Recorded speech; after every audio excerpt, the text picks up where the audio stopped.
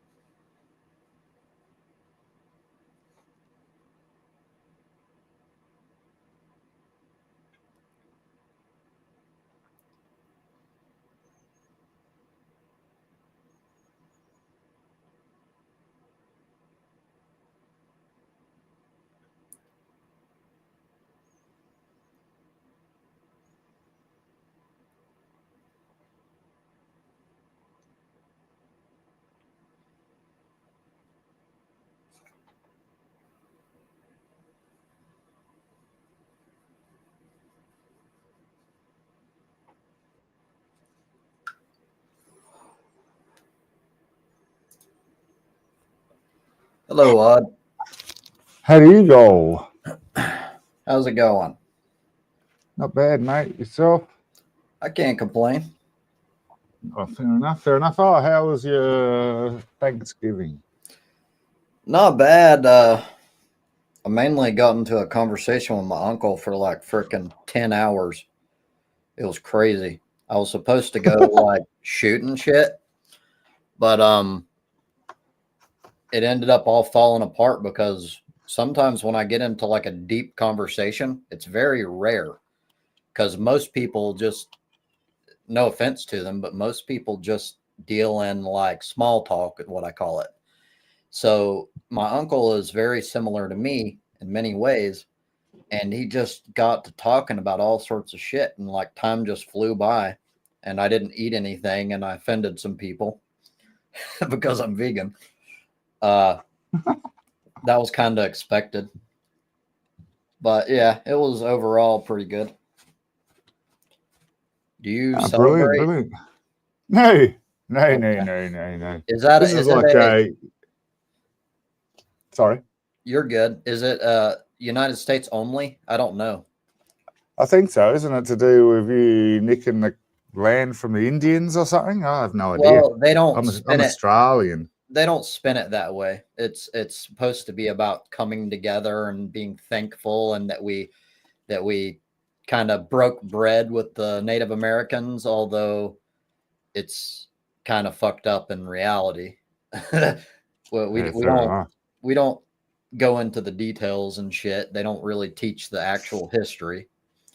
I'm But still spinning out that last week I found out that you guys actually have in your amendment laws for slavery still, yep, like for criminals only, and I get that. But then you've changed all your methods of getting criminals so that it tends towards blacks and stuff. So that's pretty fucking it much is. modern day the slavery. And how can we make it? Yeah, how can we make Well, it seem like it's not? That's laws kind of evil. laws would have to like bridge up or like choke up those fucking loopholes. It's the only way I can Mm. think of because they're going to be exploited as long as they exist. Uh, Yeah. I but don't understand the need, mate. We've got like excavators and shit that can do manual labor faster. for We've got me, machinery. true. I don't think it's about need. I think that Yeah. power in most almost all cases leads to corruption, and they want to Mm. exert their will, and they're only allowed so many avenues to do so.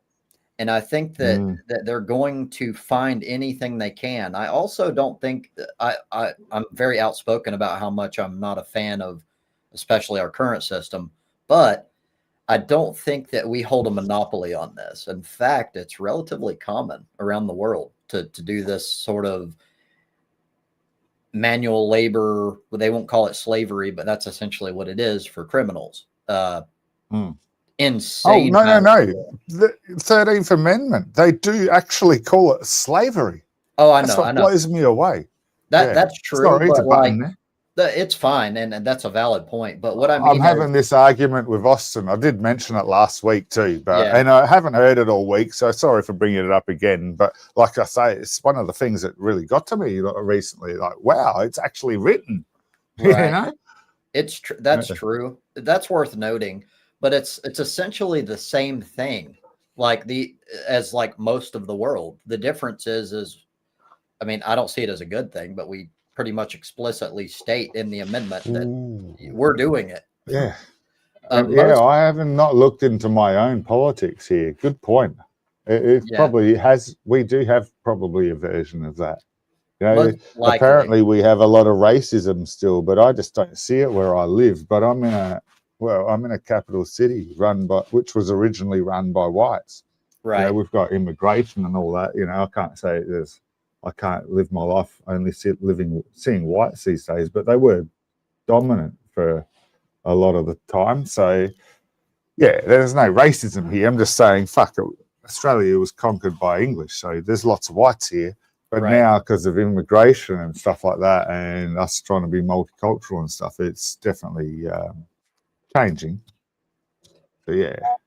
Well, one thing is it's extremely difficult to measure racism because as time goes on and it becomes less and less popular among the masses, people learn ways to hide it. They mask it in certain ways. So, and I'm not in any way saying that like what you said is not true. I'm just saying that it's difficult to ascertain the extent at which racism is prevalent in a society. Well, the reason you've got Baptists is because the Southern Baptists is because they wanted to keep slavery. And Christianity diverted. So yeah, there's I get it. There's different ways of hiding this. Yeah, and so usually one of the best ways to find out is when a leader or a politician that shows pretty clear racist views, they will like open it up to the public that are racist, and they will feel more emboldened to be like Trump, for example. They will be more open and they will just be loud and proud about it. They won't hide it as much. And in that way, it's sort of useful to have these racist politicians and shit, because then you can kind of just observe and you know where at least if you're me, you know where your enemies are. And I think that's important. Rush made an appearance earlier on in Blade Runner. He was being his normal antagonist against atheist self lately. So yeah, just a heads up. It's kind of disappointing because, I don't have a fascination with him, but he's the one that I've put the most effort into having conversations with this topic about. So it's a disappointment for me. It is for me as well, because I look for these people that have opposing views. It's what I thrive on. I love it. So, but again, it doesn't come from the point of I'm right, I have to prove that. Like no, exactly. There is no arrogance here, but there's perceived arrogance by them towards us, and I get it. But there's none projected from me. Like there's honestly isn't.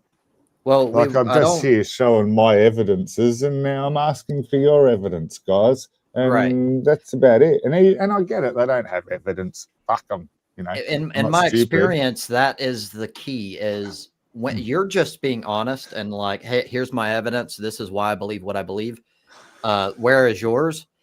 Even though that's not intended as like I'm rubbing your face in the shit. That's how they take it because they don't have anything. So it becomes psychologically readily apparent to them that they cannot fight this fight. So they automatically, not always, but in my experience, they tend to get automatically defensive. The only reason I've learned how to have arguments and debates is because of the need to be able to do it correctly with these guys that don't know how to do a good argument. You know, I didn't even know what cognitive dissonance meant 2 years ago. Like, I just never came into my world. Well, now I know about it a hell of a lot. Right. Well, it's also important to, one is understanding the concept. Another is being aware of it in practice. And it's very difficult. Like I'm not going to make the claim that I've caught all cognitive dissonance on my end. It's almost Of course impossible to not. do so. Yeah, no, that would be naive and stupid. You Yeah. know, like the first sign of wisdom is to know that you're stupid. Yeah. Sort of, you know what I mean there. Well, at least ignorant. Yeah, or other people are smarter. You know, there's always someone smarter. Yeah. Yeah. G'day, man. How you going, brother? Yeah, I'm always right. If you don't think I'm right, that's fair enough. You're welcome to your belief, but you're wrong. Exactly. And fuck off. No. By the way, so we were talking about him, so I can kind of understand why.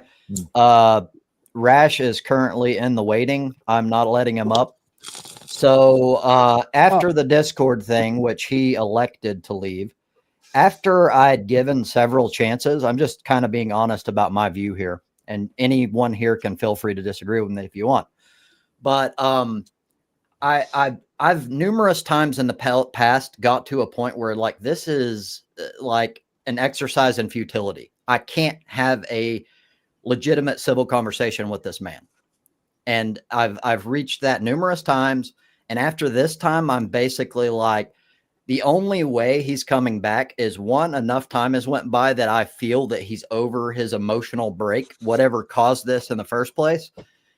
And two, well, yeah, basically just that. Time isn't absolutely necessary, but I think it makes it more likely that it will, you know, maybe he can be like an adult now. And Rash, if you're still listening, make contact with me on Discord. Let's have a rational discussion. We can try and sort this out there, and then I can try and persuade Trobes for you. You're wanted to be back here. As long as you're not honest. After the fucking enemy in the fight. Right. No one was fighting with you, brother. If it's a religious conversation. No one was fighting with you, Rash. I'm just saying, if it's a religious conversation that you're talking about, then it seems to be these days now. I know because it's disingenuous and will be circularly disingenuous. Yes. We've all spent too much time having this conversation. Sorry, now, yes. If that doesn't work, he will pivot. That's it. And, well, I'm fine with all of that. It like, okay, pivoting, all that. Like, I think that the third party audience knows when that's happening. So I'm fine with it. I just let it happen. What I don't like is when it becomes emotional, it becomes a shouting contest. Yeah, you start talking over other people. I'm not putting up with that. And that's fine. Yeah. That's cool. Just don't do that. Yeah. But Brits tend to wait their turn.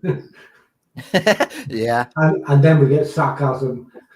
We wait our turn and then we get sarcastic. Fair. And I get that it's a very emotional topic. So there's only, and I don't mean this as an attack on anyone.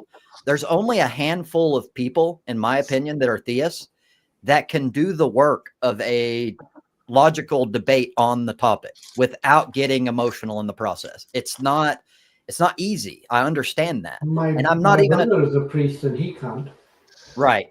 Yeah, I agree, fellas. It is the skill. Hey, I arc up as you saw with Vitangelo. You know, I could have handled that much better.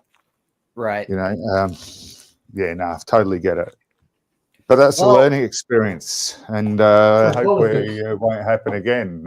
On that one, I see it on both sides. Yeah, yes, you kind of got a little pushy at points, but so did he. Like, it kind of kept flip-flopping. I thought he could handle it, but apparently, well, you saw the outcome. I would ask you guys are not dull.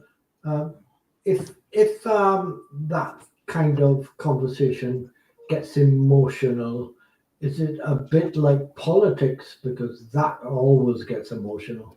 Doesn't it? It's because it's not it's not factual or maybe even rational. It's subjective, and that's my interpretation is as good as your interpretation. Blah blah blah. If you deal with it purely factually, rationally, then it doesn't get emotional. Yes, I don't get and emotional about it. because- that's what I I try try to to do that with my life, and it doesn't work because Of course it doesn't work. there's emotional involved in life, isn't there? You know. Yes. Doesn't work. But yeah, because Well- it's my life, I try to deal with it rationally and logically. But yeah, I think it's that's one more aspect. difficult, but I won't say that it's inevitable that you just can't do it. I believe that it's a skill like anything else, and you can choose to become aware of your emotional nature or like the feelings that come up, and you can suppress them purposefully. You can tell yourself, ask a question. You go, is this a rational feeling? And if not, then you suppress it. And But eventually, go ahead. Can you do that if within a subjective thing? If it's a subjective idea, like what's the worst crime they could possibly commit, or something like that, and it's just a subject. You can't make a. I can't make a list and say this is number one. I look at it a little bit differently. So like, I don't see the like subjectivity. I'm going to agree to a certain extent. However, even subjective opinionated things are predicated on facts. They have to be. Otherwise we're just talking about like your favorite color or something. A vast majority of anything that we talk about is going to be at least predicated on facts, which means it's not like this everything's out in the open, your opinion's just as valid. I don't believe that. Yes, so it is true that the amount of weight you put behind a particular topic is subjective, and that will always be subjective.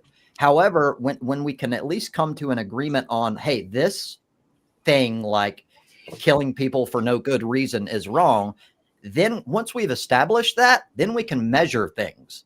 And we can go, this action factually causes this many deaths for no good reason, and therefore it is wrong. And then you can kind of get somewhere, in my opinion.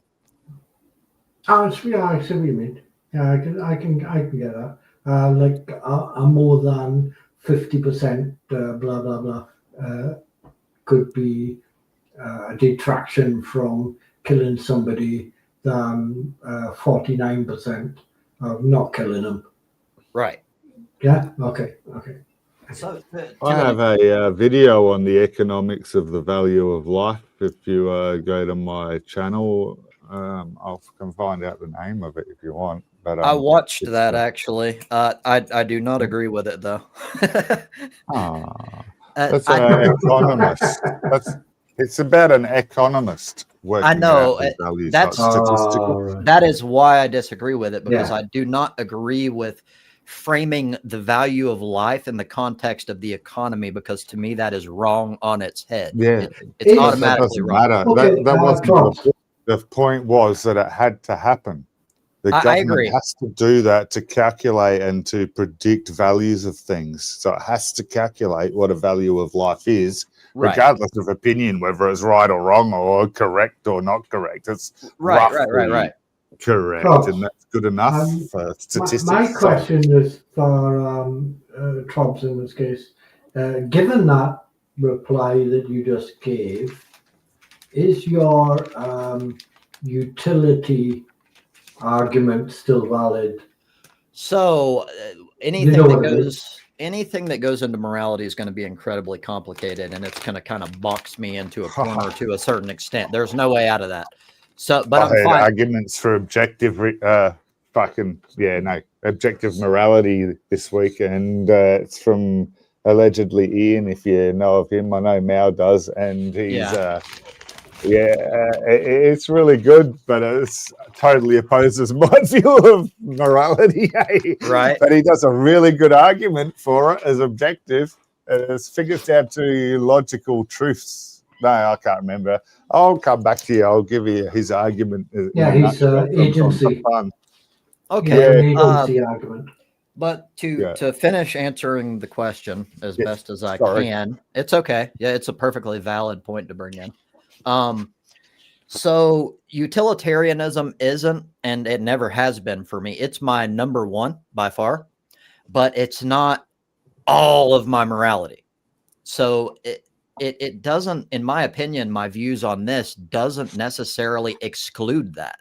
It's just a separate thing. It's a different avenue of morality, I guess, is a way to put it. So I don't think that it in any way, it's not mutually exclusive, I guess, is one way to put it.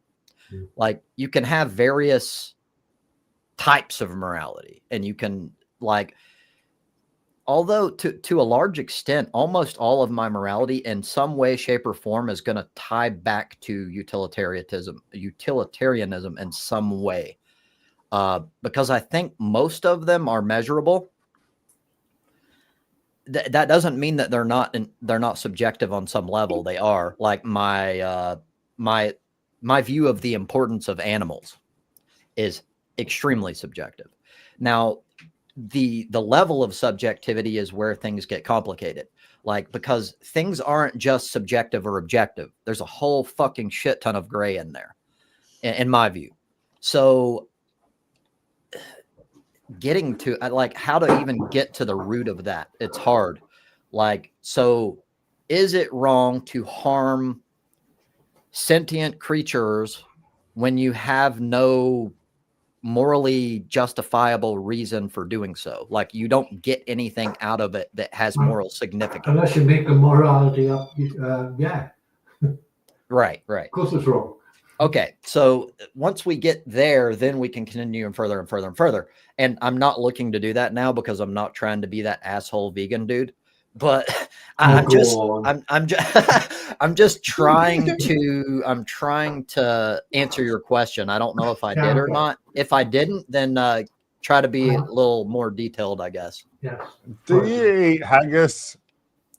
Huh? They're not haggis. Yeah, like black pudding. Do you eat that there, Mao? I just remembered you're from the land of Eki Thump. I do, yeah. Yeah. Oh, cool. Sorry. So he eats the foulness of the animals there, Trobe, brother. So you've got nothing to worry about from now. Sorry, Mao. Yeah. You're not supposed to know about Eki. Mate, a guy wrote into the BBC, or a wife wrote into the BBC, thanking them for making the last moments of her husband's life pleasurable because he laughed himself to death. He was sick and dying, but yeah, he saw that and then laughed himself to death, apparently. And the wife wrote into the BBC and thanked them for it. I've got it in a little novel book here on death, so I don't actually have a paper on it or anything, so I don't know how true it is. Haven't we all got a little novel book lying around about death? Yeah, mate. Excerpts, man. It's called What a Way to Go. This thing actually exists. It's about inverted commas funny deaths. Well, good day, Gads. Hello, Gads. G'day. Death is actually the beginning of my exploration of philosophy. It's what got me into it in the beginning. As a teenager, I was the typical goth kid. So, like, I was very into anything dark or morbid. And, but also it's deeper than that. And I believe you don't talk philosophy much. You don't talk in that language. I don't necessarily use the lingo, but I do that on purpose. Well, for one, I have a terrible memory, for one. Two, I think that a lot of people that do it, not all, a lot of them do it in to make themselves feel superior. It's a way to keep other people out of the conversation when you could easily use simpler words to explain the exact same thing. Absolutely agree with you. That's why I don't like them, but I'm more than willing to do it as long as I can use the normal words that they should be using. Back in a sec, but I just wonder what's funnier than a goth on a Dodger.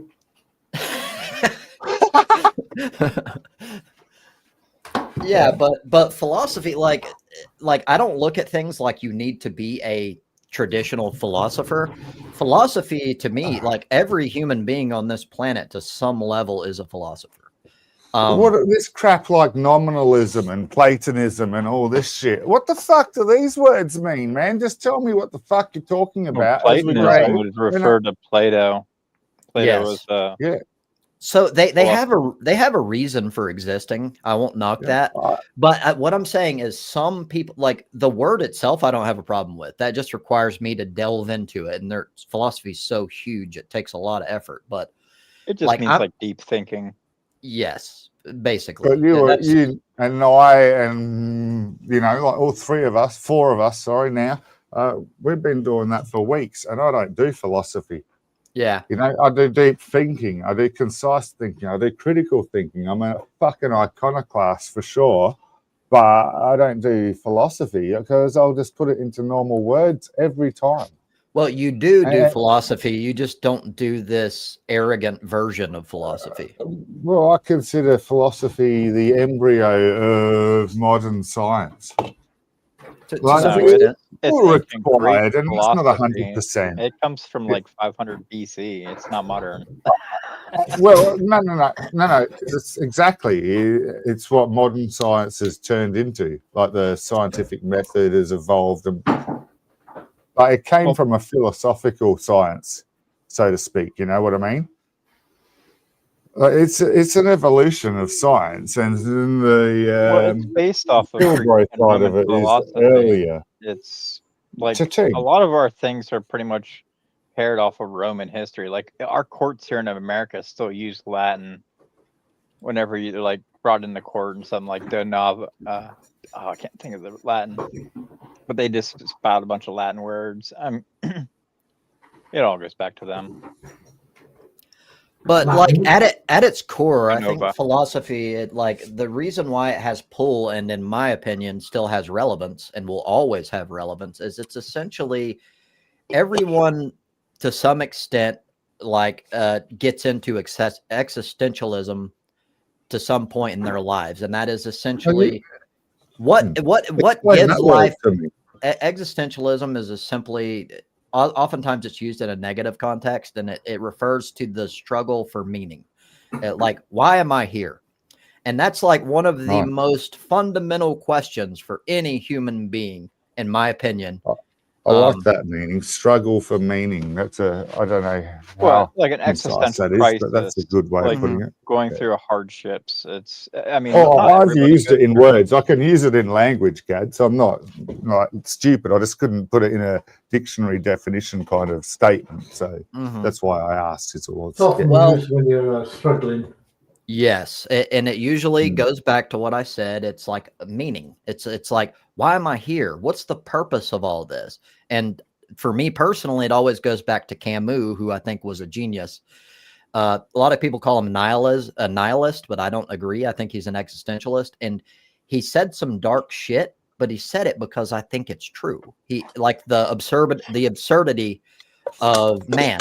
We have an innate desire to figure out the meaning of life when there is no objective meaning for life, which is absurd. Yeah, there is no meaning. We are just born. We are just be. That's it. Right. I did psychology at university, so we do very similar ways of thinking, but it's more about the brain, and the outcome is why do you get to this level of thinking or direction of thinking. So there's similarities a lot there. Yes. And I did a lot of science, but I didn't do philosophy. So I have a lot of similar ways of getting to the same outcome. Right. And that's what I meant when I said everyone is a philosopher at some level. So I don't use the big words. I don't use the philosophy words ever. And the way I see it is if you know the topic, you should be able to explain it to the audience. And the audience doesn't know the words either. So the philosophy people, once they're good at it, should be able to do that. I agree. And they don't. And that's where you notice a superiority complex thing. Yeah, that's the arrogant shit I was talking about, and I reject that crap. When you get and I do that in my method of talking to people. Obviously, I'm quite a cunt pretty often to people. No, when you admit it. do any topic, it becomes philosophy anyway. I mentioned this earlier. It's like Hawkins was the philosopher. Einstein was a philosopher. Oh yeah. Mhm. Actually, I was just going to quote Until you Einstein. verify them. Yeah. Because If you, how there's far a you nice can quote. go, you know? And what I like about philosophy, I know jack shit about philosophy. I'm as thick as shit. Well, you So, you but kind of what I have do like to. about it is it asks questions. Mhm. I love it. It asks the questions that other people don't think of That is true. in And any situation, and tries to bring up answers about them. I mean, I thought You about, deal with I mentioned it earlier on, like philosophy and this and that and the other. You know, I only know people like Marcus Aurelius or somebody easily mentioned. Other people, I have no idea. But I was thinking about the American, what do you call them? The fathers. the founding fathers. That's yeah. I mean, how think? Can you imagine a modern day president even being invited to that meeting? Yeah. Those guys were smart. And how long ago is this? You know? Well, I think Yeah. they banded. It was kind of part of the process. They banded together. They had religious persecution as well as other types of things, which is Yeah, why that's we what's going never. on. It's why we never had religion, even though many of them were religious. We didn't include it in the Constitution or the, you know, and also a lot of intelligent people. One, it's going to be more likely, at least a slightly higher percentage of people leaving than not because they're intelligent, because they understand what the fuck's going on in their government. And it's why they wanted to leave. And so there's naturally going to be a hierarchy forming. The founding fathers mainly were people who people rallied behind because of their ideas, because of their reasoning for leaving in the first place and wanting to create a new settlement and all that good stuff. So I think it's kind of natural that it happened that way. Well, George Washington actually didn't even want to become president. That's Like true. he just led the I mean, military. it may be natural, but it's so fucking smart. Absolutely. I agree with Those that. guys were, as I said, how many modern presidents would They get were rich. invited to the meeting? Almost none. I don't George think Washington had many. private tutors and such. Like he actually had libraries. Back at that See, time, I think a it's single something that book George costed Bush as was much as a house. I think it's something that George Bush was. He'd probably blow them up for being a bunch of knobs. Well, we do have a war on the No. anti-intellectual war here going on, Yes, and that's been we going do. on It's since just like the 1950s. I think Biden, I mean, not Biden, I think Obama could kind of put a run for the founding fathers level of knowledge and I think so intelligence. too. He is Yeah. a very intelligent man. But other than him, I can't think of anyone. Yeah, some Oh, good Trump ideas. would be Yeah. that'd be horrible. Trump would never have followers. Well, it would be just a bunch of retarded fucking like pitchfork people. It's so disgusting seeing what we have become. It's very sad, guys. It is, and No. I mean, I live here. It's even, from my I know, perspective, yeah. even worse. But Yeah. like, it's also, it's not just Trump. Trump is a byproduct of this. What Gadwin brought up, the anti-intellectualism, and Yeah. that is what's sad. It's like I'm seeing all of my fucking countrymen become retarded before my eyes over a long period of time, and it's been happening for a while.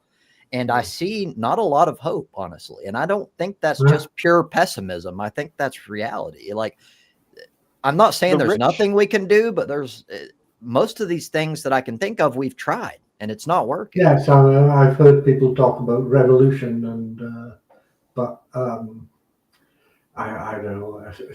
It's weird. The more we learn, the more stupid we get. What the fuck's going on here? Well, it's not even really learning.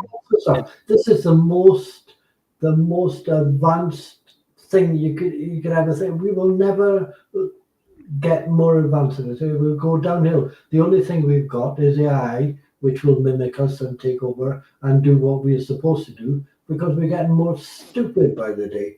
What the fuck's the matter with us? Kind of. More people get education now than at any other point in human history. Like we are actually more educated now.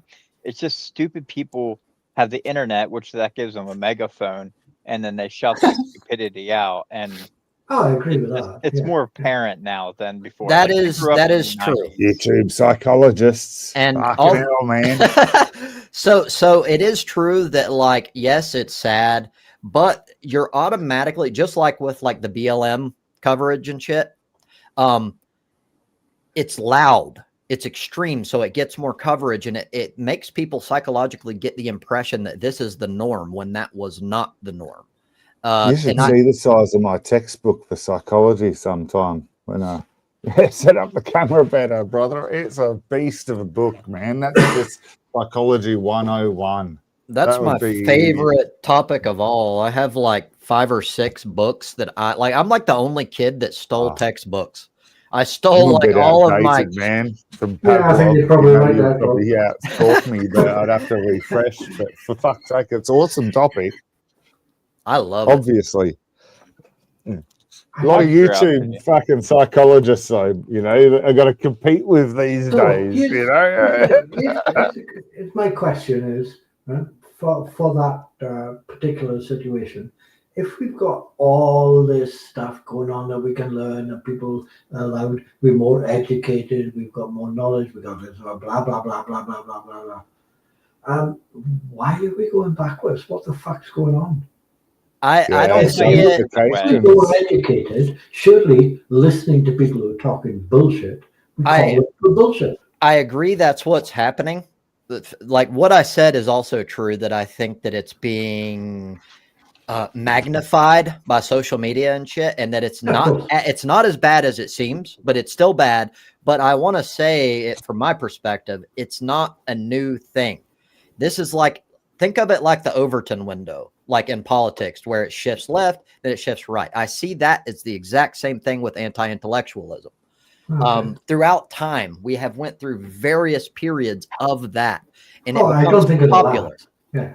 Right. And I think it's just this is the next stage. And the problem is I think this particular phase of anti-intellectualism might last longer due to AI. Hopefully we get out of it. I think we will. But the question is, how fucking long are we going to have to put up with this shit? It's going to last my whole fucking life. I think it will. I think it will last longer because of the internet and because of YouTube and media. And like you said, it's because it is loud. Right. Well, and because people, for some reason, it takes effort to teach. It takes effort to teach critical thinking and concise thinking, and that takes longer than someone using AI chatbot. Well, no, I think critical thinking is deteriorating. Social media is being used as a weapon. So right now, the super elites, they actually owned all the media, and so they get to amplify what they want to. So they can drown out intellectualism and amplify these stupid people like Elon Musk. I think there are just so many. No, I just think there are so many stupid people that it's becoming a cacophony of noise in the background, like my background speakers, and it's going blah blah blah blah blah blah. Because there are so many to Roman times and listen who can't do anything else. So they're on YouTube. No, they're on YouTube pumping out conspiracy theories because they can't do anything else and they don't know anything else. There are very small group. Like, okay, out of Twitter or X, if you take all the people that use that platform, only about 5% actually post things. It's a very small group that gets amplified, and it's just a bunch of followers. Yes, exactly that. Yeah. But so the followers become the amplified eventually, usually. There you go. Yeah. So this is like politicians controlling the masses. We used to call it Chinese whispers. It's the same structural formula for running a population or society. Not population. You know what I mean. This is a relativistic thing. But overall, we're more intelligent, more educated, more everything now than we have ever been in human history. Even like crime. That is true. That, like, you can't deny that. That's shared the education out further and better. It used to be at best 7% or something in religious times. That's like in the cities only. Fucking how the fuck? That's rich in my mind. It'd be like at best 15% these days now. Well, the way I look at it is the possibility for any person, at least with access to the internet, to be educated is higher than at any other time in history. The problem I think is they don't want it. Anti-intellectualism as a movement is literally making it unpopular to be educated. You think of educated people in the same way that, like, you and I, we just had that discussion about like philosophers and how they're arrogant. They get that exact same feeling, except with anything involving education. They think that you're like fancy pants lawyer, New York style, urban, like that way that like rednecks look at like people from New York. Do you think it's a worse thing that it used to be, where people took the piss out of and bullied nerds? Say that again. People used to take the piss out of and bully nerds when I was at school. Yes. Yeah, that's what I mean, the intellectual thing. Do you think it's that kind of thing? Yes, and it's willful. It's willful, which is important. Yes, they're not choosing to be stupid and ignorant. Absolutely, yeah. It just seems more amplified. And I blame it more on the parents, because they probably had dumb parents that didn't actually teach them anything, and then therefore the kids can't. I think parents. I don't blame it. I don't blame it all on parents. I think some parents that applies to, but I think it's a movement and it's cultural. And like Trump, for example, Trump has made it popular to be an idiot. That movement sweeps across people, and like it becomes embedded in the culture, at least for a period of time. That's what I think's going on. And CIA kind of has something to do with it too. Like they figured out how to like demoralize whole generations. It takes 20 years, basically the time it takes to educate a person, and then they implement certain social ideas and stuff like that, and it basically makes us passive sheep, basically. I think that's highly likely. And I hate to do the conspiracy shit, but there's a lot of evidence to lean, not proof, but evidence to lean toward that theory. Well, they actually put all the memorandas and stuff out, like the MK Ultra shit, all the different experiments they did, the social experiments, and that was to figure out how to basically socially engineer people. Yep. I would say China are the experts at this, because they have to control a massive number of people, and they have to get good at psychological warfare in order to do so. People have been good at that for a long time. You don't hear of mass shootings or like major events in China that are people uprising anymore. I agree, but I think it comes at a cost, and that cost is too high for me. And that is getting rid, like they become complacent sheep. Yes, they're part of a greater collective and all, but to some, like there's levels here. I think you need autonomy to a certain extent just to be a human being. I think that it's necessary to flourish. Like it's absolutely critical to be able to think for yourself, to be able to say, no, I personally disagree with this shit that's going on in the government. Fuck that. And not get fucking targeted or black bagged. Like that's important. How do you move on otherwise? Right. Exactly. Well, I don't think we're going to with AI, because AI is going to be implemented, and that's going to take away a lot of people's critical thinking. They're just going to ask instead of think. The critical thinking is already on the decline from what little I've seen. I haven't seen it that much. But if critical thinking is on the decline and AI is on the incline, and people are saying, but I don't want to work. I don't want to work. Oh, I hate working. I don't want a job, but I don't like AI taking my job. Make your fucking mind up. Well, so I get lots of perks from my job. That's where I go. That is true, but like I'm going to disagree with that statement. Not that it's not always wrong, but the way I look at it, because I fall into the category of the people you just described. However, I want to expand on the way I look at it. Yeah. So I believe that the people that look at work as like it's a good thing, it's a moral thing to work, and yet they work and they're not fairly compensated, I think that you're doing a disservice not only to yourself but the entire populace, because then your employer learns that they can take advantage of you because of your moral conviction, and they don't give you what you're in my view owed. Yes. And so that is why I personally look at work as fuck that shit, because I personally, in my own experience, I'm biased by my experience.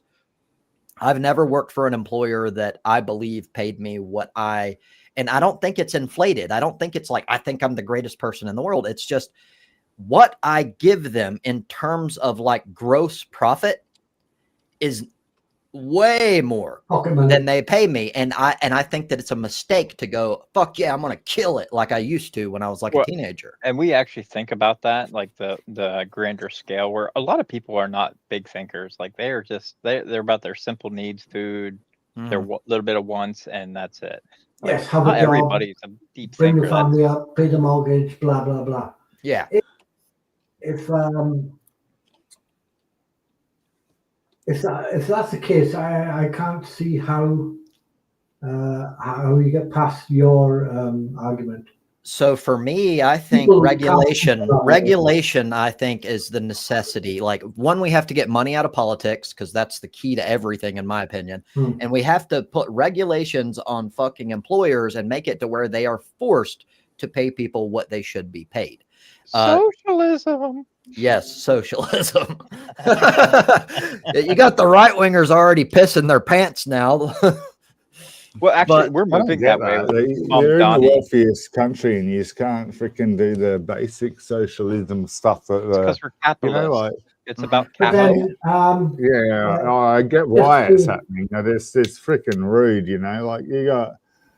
These are just like what we over here consider the basics. You know, you're not even giving the basics to the civilians. So, you know, but hold on, we are. But I'm not talking about just us. You're the only first world country that doesn't do this. Fucking like all of the others. We have healthcare. You just got to be below the poverty line. So basically, if you're below poverty line, you know what I'm saying, Gads, and I'm not picking on your country, but you are the worst example in the wealthiest country. We have Medicaid, Medicare. Yes, but it doesn't cover everybody. It is true that we have certain deals, but I think the point that Odd's making is very valid, and that we, even when you include all these other things, we still have the worst healthcare in the world, considering the highest price. Yes, and that in a nutshell should get you to understand my point of view on work. Why am I going to kill myself when I don't get fucking shit in comparison to like even countries that aren't that great, like Vietnam, fucking like in any major first world country, fucking Great Britain, Australia, all of the Scandinavian countries. Compare us to almost anyone, and we're getting fucking shafted. Why am I going to kill myself? I actually respect your work-life ratio aspects, Traves, and actually have taken on a few aspects of it in my own life, which has made me, from the outside, appear slacker. But in reality, what the fuck am I doing working my ass off for them to make a lot of money? Exactly. The more I earn, the more I get taxed. So I just go down to it's not minimum. I get okay pay, but it's not the excellent pay I used to get. The excellent pay costs me 15 more hours of my life. Fuck off. That's 3 hours a day. To go to work. Fuck off. Yeah. Sorry, Mel, go. If we're not happy to go to work because we're not getting compensated properly, why so much vitriol against AI, which would take over all the jobs, earn all the money for us? I can answer that question. Was dropping from 12 hours to 9 hours, basically, in my spiel just before. So I'm still working a good week. I'm just not doing half my life, or it's 5 days a week. I don't do Saturdays if I'm doing 12-hour days. So half my 5-day week back into someone else to get paid shrapnel when they receive triple. So why not go home and let AI? So I'll answer that question. Basic income either. Basic universal basic income. That's fine with mine. Scott's going to rip me a new arsehole now. Wait a minute. I can answer, Mal, I can answer your question just from my perspective. But the reason why I personally fear AI and have a problem with it is because it's not going to automatically, like mandatory, establish a fair system. I think it's more likely, In fact, it's already set up to where very few private interests have control of AI. And what they're going to do is all of the things that their AI can control, all the work that they're going to take over is only going to go toward those wealthy private industries, not like to Amazon. us. Yes. But do you not think that would spread then? The Well, lowest I know you think you're getting income ripped will off, be but your the government people that have are giving ICE things and doing convictions. things for you. You know, do you not think that would be even more so in that respect? I can see your point, like, but I don't know for sure, but I'm overall pretty negative on the prospect that there's going to be humanity in the people that control AI.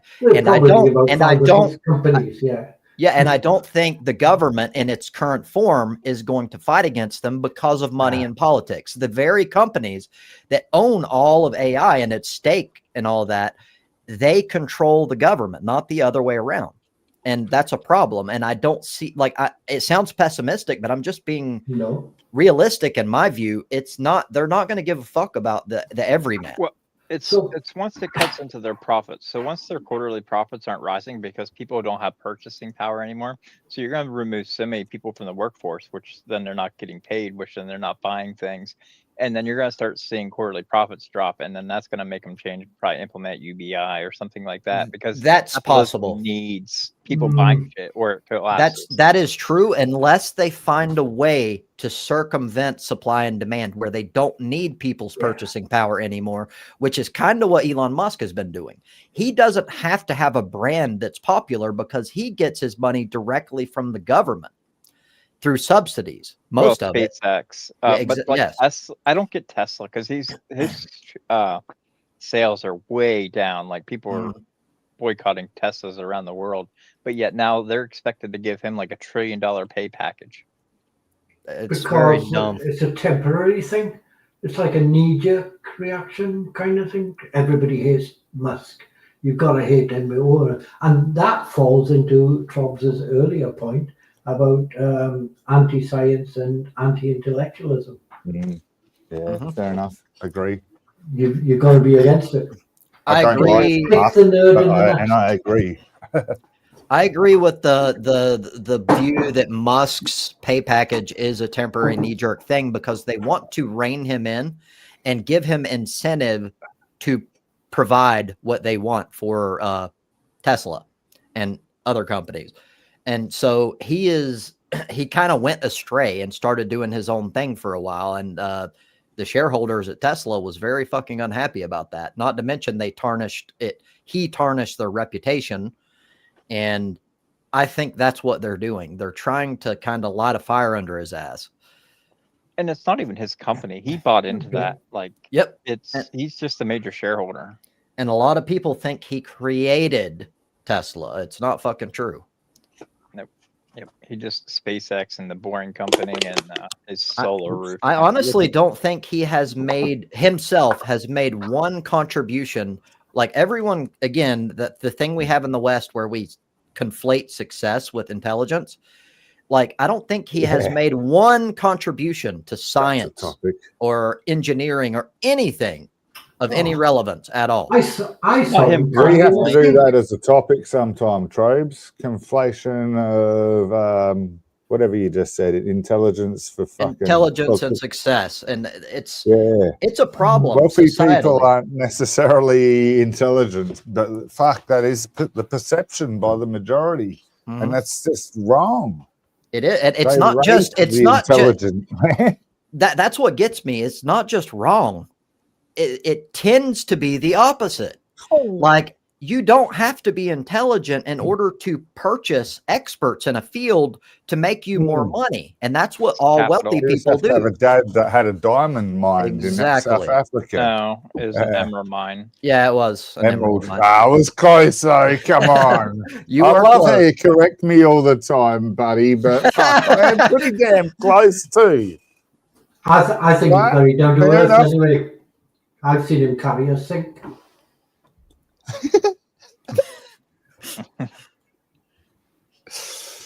But yeah, it's just about capital. All these people with expendable capital, like these companies that are I can't think what they're called, equity companies that go around buying up 30, 40 different companies, and then if they're not profitable, just close them all down. Yep. Liquidate it. It's all a game and about just profit. That's the name of everything. We don't have, like, I can actually say, even though I'm closer to being a socialist, I can say some positive things about early capitalism in the United States. Several good things, in fact. I think it worked really well at some point, but we're nowhere near that now. This is pure shit, and there's nothing good about it. Well, like the point where I just think, fuck, man, why do I need to earn more? I might just relax for a bit, but obviously these cunts don't. And why does that not happen for them? I think that like, they are in like a treadmill. That they're constantly looking at other people. It's the name of the game. You compare yourself to everyone in society, or most people do, and they think I need more, because they equate success with stuff. Me personally, all day, every day, I will take time over money. Time cannot be replaced. Money can. I don't give a shit. Like, I only care about money. If I said I don't give a shit about money at all, I would be a liar, because you kind of need it in our society to survive. More and more now of past the half-century mark. Yes, but you only need very, very little for basic necessities. And like, I'm a gun guy. That's one of the worst fucking things to have when it comes to money. And I'm kind of trying to control myself on not being impulsive. But like, other than that, I don't need shit. Like, I don't even need that. That's just a luxury. That's it's a first world problem that I choose between a fucking revolver and a fucking 308 rifle. It's not shit. It's not relevant. It's not, and we get this addiction. Exactly. But people that are, they get I did a video of my compound bow last week, and I forgot about it. It's on my phone, and I had a few shots I had an old dartboard that rotted in the white rain, so I put it up on a 44-gallon drum, had shots at it with my compound bow. I missed several times, so a few go into the fence, but it obliterates this dartboard. Then I use the arrows to hold a lettuce there. And it's fucking great. Like, it's pretty much my first shot's a perfect central shot in the cabbage or lettuce. And then the other shots are like within centimeters from the last shot. I haven't fired this compound bow in good 3 years. So I was pretty stoked with myself. Had my daughter. But if I were at the 44-gallon drum, this thing will go for a fence, no worries. But it bounced off the 44-gallon drum, and that sort of blew me away. The hell? Yeah. I don't have super sharp points on my arrows. I don't have hunting tips or anything like that. It was like, these are the cheapest. Well, the barrels are quarter-inch thick plastic. They were plastics, or something like that. They were the cheapest kind of arrows, because I'd go through them a lot with its compound bow, because it's quite powerful. High. You're probably only shooting about a 40-pound bow. I mean, it's it's the lowest. If it makes you feel any better, a 22 LR would probably do the same thing and bounce off. Well, if you have water, the retention of water would actually cause it to bounce even more, because the surface tension.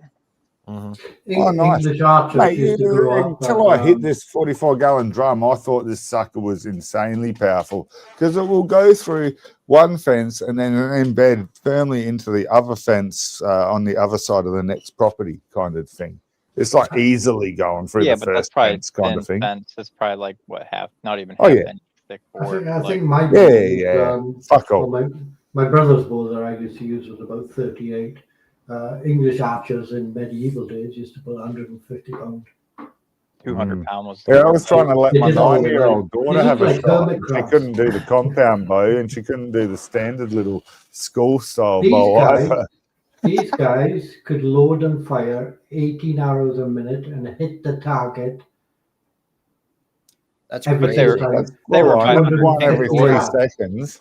3 seconds is quite a long time, though, brother. Every Sunday you had to practice under the King's law. They every practiced Sunday, all the time. It wasn't just all on the through the Sunday. medieval period. That was the law. Well, it's also true they didn't have as many distractions. They didn't have the internet. They didn't have all the shit that we have. Like they could do this. I mean, like, for me personally, and I can't know for sure, but I believe if I lived in that time, I would find something like archery, and I would fucking want to master that shit. It's like there's not that much to do.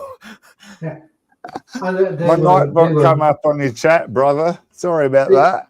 They were made to because they had to be called up to fight and things like this. You know, these are 150-pound bow. That's insane. I couldn't pull that back with a winch. And I can't. You're not a farm worker. They did because of the leverage, it gets easy. It's not super hard. Easy. Because of the leverage of the pulleys. 18 arrows a minute with a 150-pound bow and hit the target. 18 arrows is more than 3 seconds a minute per arrow. That's 1 and 2 your bow is nothing and like a medieval 3. bow. Anybody says that's easy is Jeff Capes or, you know. Oh, sorry. So he's talking about a full-blown longbow. These guys, no leverage. Okay, sorry. Yeah, apologies. Yeah, it was far more difficult than anything we have today. Wow. You pulled that weight back. Yeah, you don't have It's not down the gym. Not what? Yeah, I guess you. But 3 seconds is still a long time. So if you've got the strength, surely that's like a. No. No, I give you 150-pound ball and you can be. And all you got to do is reach down, grab, reload, fire. You're not re-aiming the bow. You're not. It's second nature to keep reaching down to the same spot. Well, hold on. You can't simply keep your aim exact holding with one hand. No. It's not going to fuck you up. It's close. It's close. Yeah, it's close. It is close. You're keeping your bow arm up there. You hold. It's only for a minute, he said. So you're holding the bow in the same spot the whole time, roughly. So that's a saving of time.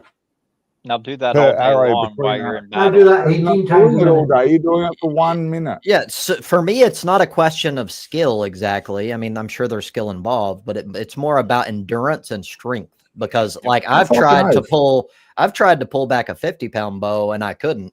Insane. I can't do it. I agree. These guys have done it since they were kids. I should, yeah. So this should be easy. And they don't. There's more things supporting me.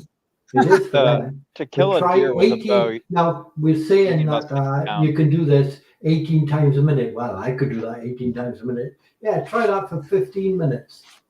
Imagine if you're a deer and you had 18 arrows go into you, you wouldn't even need hunting tips. That'd really fuck you up. That's true. 18 times a minute in a battle. Fire. Yeah. Go on. In the battle, you'd have adrenaline too, wouldn't you? No, you'd be pissed. Yeah. I don't know. It's hard to say. I would be pissed off too, brother. They're all drunk. No, you got whipped. You would be flogged if you came in the battle drunk.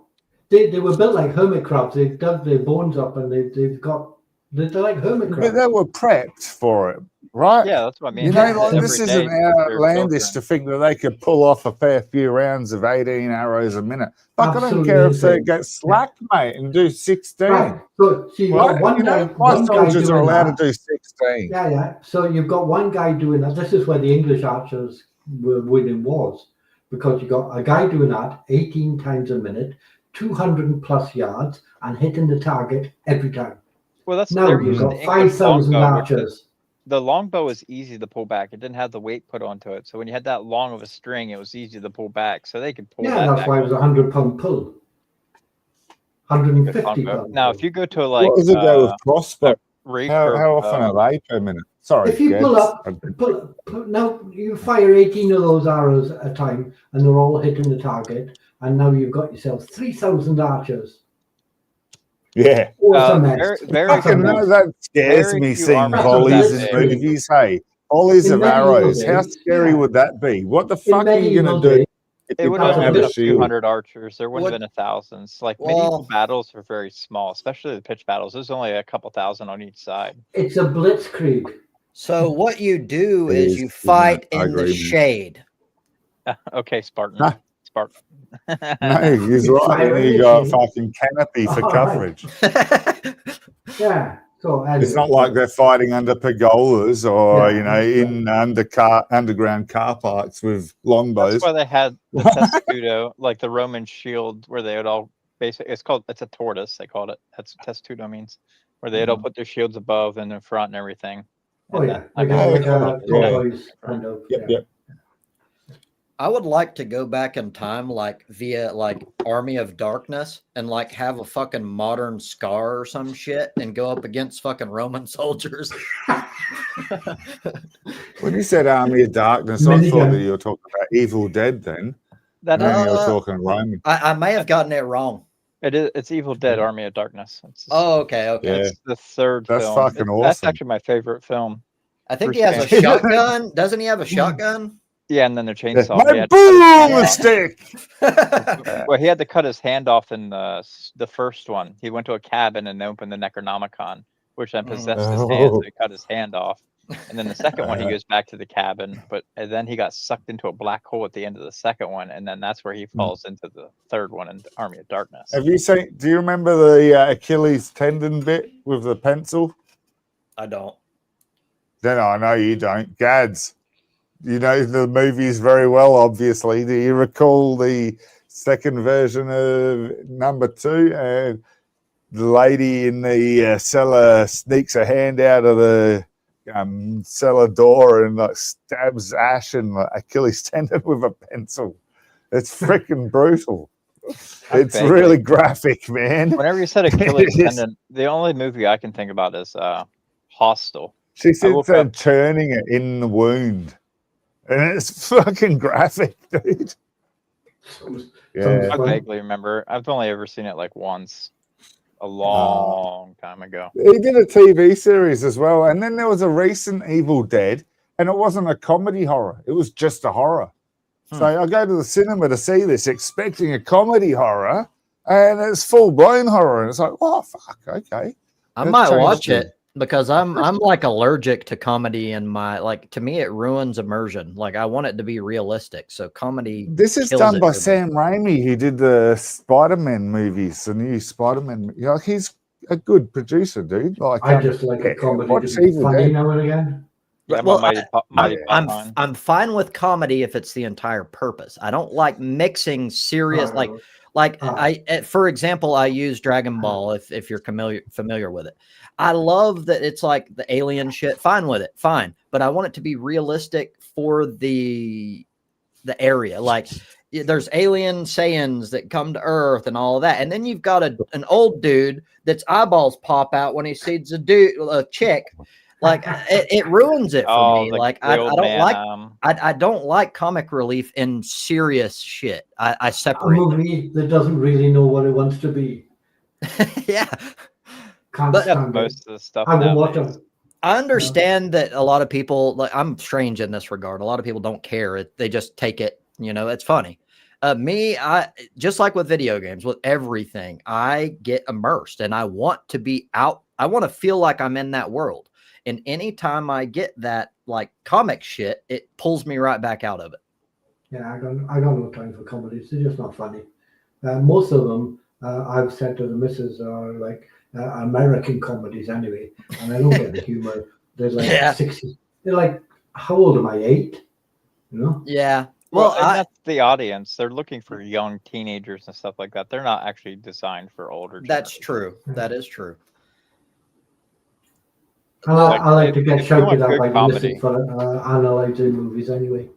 I like. Oh no, you can't do that. Python that wouldn't work. Have any of you guys seen the recent film Civil War? I just watched it yesterday. Oh, it is a good one in my opinion. Yeah, it's got America, Civil War, modern Civil War in America. I think it's not perfect, but it's fairly accurate to what I think would happen. And it's got Kirsten Dunst in it. What was that? I seen parts of it like that, where they're doing the mass grave, and the reporters were like, "Hey, we need through," and then that's the most common scene. That scene is always replayed, and it's a good scene, and the dude's fucking crazy. Oh well, he actually plays a very good psychopath. That ginger guy, he actually played in Breaking Bad as the psychopath kid. I didn't know that. They were robbing a train and getting methanol or whatever. And this kid rode up on a dirt bike, and he just pulled a gun out and just shot the kid dead right there, like it was nothing. And then, he just really portrayed a very good psychopath. So he was I would say he's a psychopath, but it's more about him being like your typical racist, ultra nationalist American. Like his kills were not just pure, I want to kill someone. They were, what kind of American are you? And the two people that he killed were either he found out that he was from, I can't remember, like the Middle East or something. Yeah. The first one was because he perceived that he was not American because he looked foreign. And so that's what it's all about. Only just watched that Breaking Bad. Sorry. Who did you mean? The little kid on the bike or the one that shot him? The one that shot him. Yeah, okay. He's that pretty makes good. sense. I watched that like a week and a half ago. I've only just started watching it, Breaking Bad, like a month and a half ago, finally. And I'm halfway through season 5. So I literally just watched that. Good. I can't remember. Don't tell me I'm halfway through season 5. Frickin'. I think it only has 6. 6? Oh, I downloaded 5. So if there is 6, I didn't know about that. So I'll look. So cheers, actually. we preferred the spin-off Better Call Saul. Yes. You have mentioned that before, Mal. And I'll get my hands on that too. The two leads are only 5 seasons. You're at the end. There's a new one out with the female lead from Better Call Saul called, I forgot what it's called now. Florinda. There was that movie Nobody with one of those actors. Yeah, that's it. Yeah, and he beats the shit out of people on a train. Yeah. I've seen that trailer, on and that looks pretty good.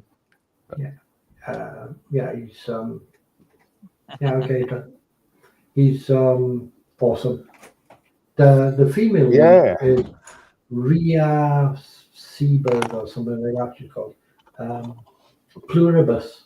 There's a new one called Pluribus, but it's a science fiction thing. And she's in that now. And she was in Better Call Saul. She was the other lead. Brilliant. But this new one is a weird one because we've got everybody's going to be infected by a virus and this and that and the other and all the rest of it. But in this film, everybody's happy as shit. They've been infected, but they love it. So it's an odd one. Yeah. Anyway, Better Call Saul. We preferred. I haven't watched it. I'm more into the medieval stuff like Game of Thrones, Vikings. Game of Thrones is just the best series ever, isn't it? Yeah. I reckon. I mean, it cuts around too much. I wish it didn't chop from like this group to this group to this group back and forth the whole episode. Like if they just focus on like say one area at a time for an episode and then go to another one. The series Rome. If you ever watched the HBO series Rome, that is really good. That was actually done before Game of Thrones, which actually. Sorry, what was that? It's called Rome. It's about the rise of Julius Caesar. Oh right, yes, I haven't seen it, but I've seen bits. It's really good. Yeah. Is it a TV series? Yeah, it was an HBO series. Yeah. I Basically, need to how Julius Caesar when he was a general in Alpine Gaul until he went and crossed the Rhine River, took over the senators, basically turned traitor, took a couple legions with them, ran to the Greece, and then he has to track them down and then follows them down to like Egypt, and then tracks them down there and basically kills them, and then meets up with Cleopatra, comes back, and then basically he ends up being stabbed and stuff. Is it Hollywoodified or is it fairly accurate to history? It's very accurate to history. Like it's interesting. Like it has slaves being marched through the streets naked and shit like that. Like it's graffiti on all the walls and everything. Damn. I need to check into that. Romans had a big thing with drawing dicks on the walls. Like people in Roman times would just go around just drawing dicks on walls as graffiti. What the hell? Oh, it's a very. It's the old Latin thing. Biggest dickus. Yeah. Life of Brian is one of my favorites. It really makes fun of. Oh yeah. But does the Khaleesi get her kit off every 20 minutes? See? Fail. Man, that is a good bit of that, isn't it? Well, actually, I like that other girl from Dorne, the one of the sisters that were like assassins or whatever. She gets her big old titties out in the jail cell. Oh my god. Perfect. No, Khaleesi walking out of the fire, mate. That's fucking the best. She's hot, but I think Natalie. And shame. I think Natalie Shame Dormer to the is the city. hottest of all Game of Thrones people. Natalie dark Dormer. which one is that? Yeah. That was the aide to Khaleesi, wasn't it? I don't know. She was she pretty is good the too. she gets with a dude, and the dude is gay, and she's like the wife of a gay dude. I don't know how to explain it. I don't know her name in the show. I just know her. You're talking about too. I just don't know. She is so hot. Oh, okay. Natalie She's the Dormer. princess of High Garden. That's probably it. And she shows her boobs, and the dude is like not interested because he's gay.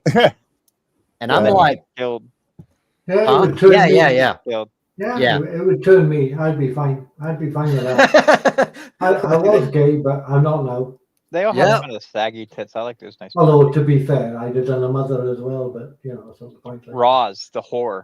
Roz, the whore that went from Winterfell down to the King's Landing. Yeah, she used to be in British program Avengers.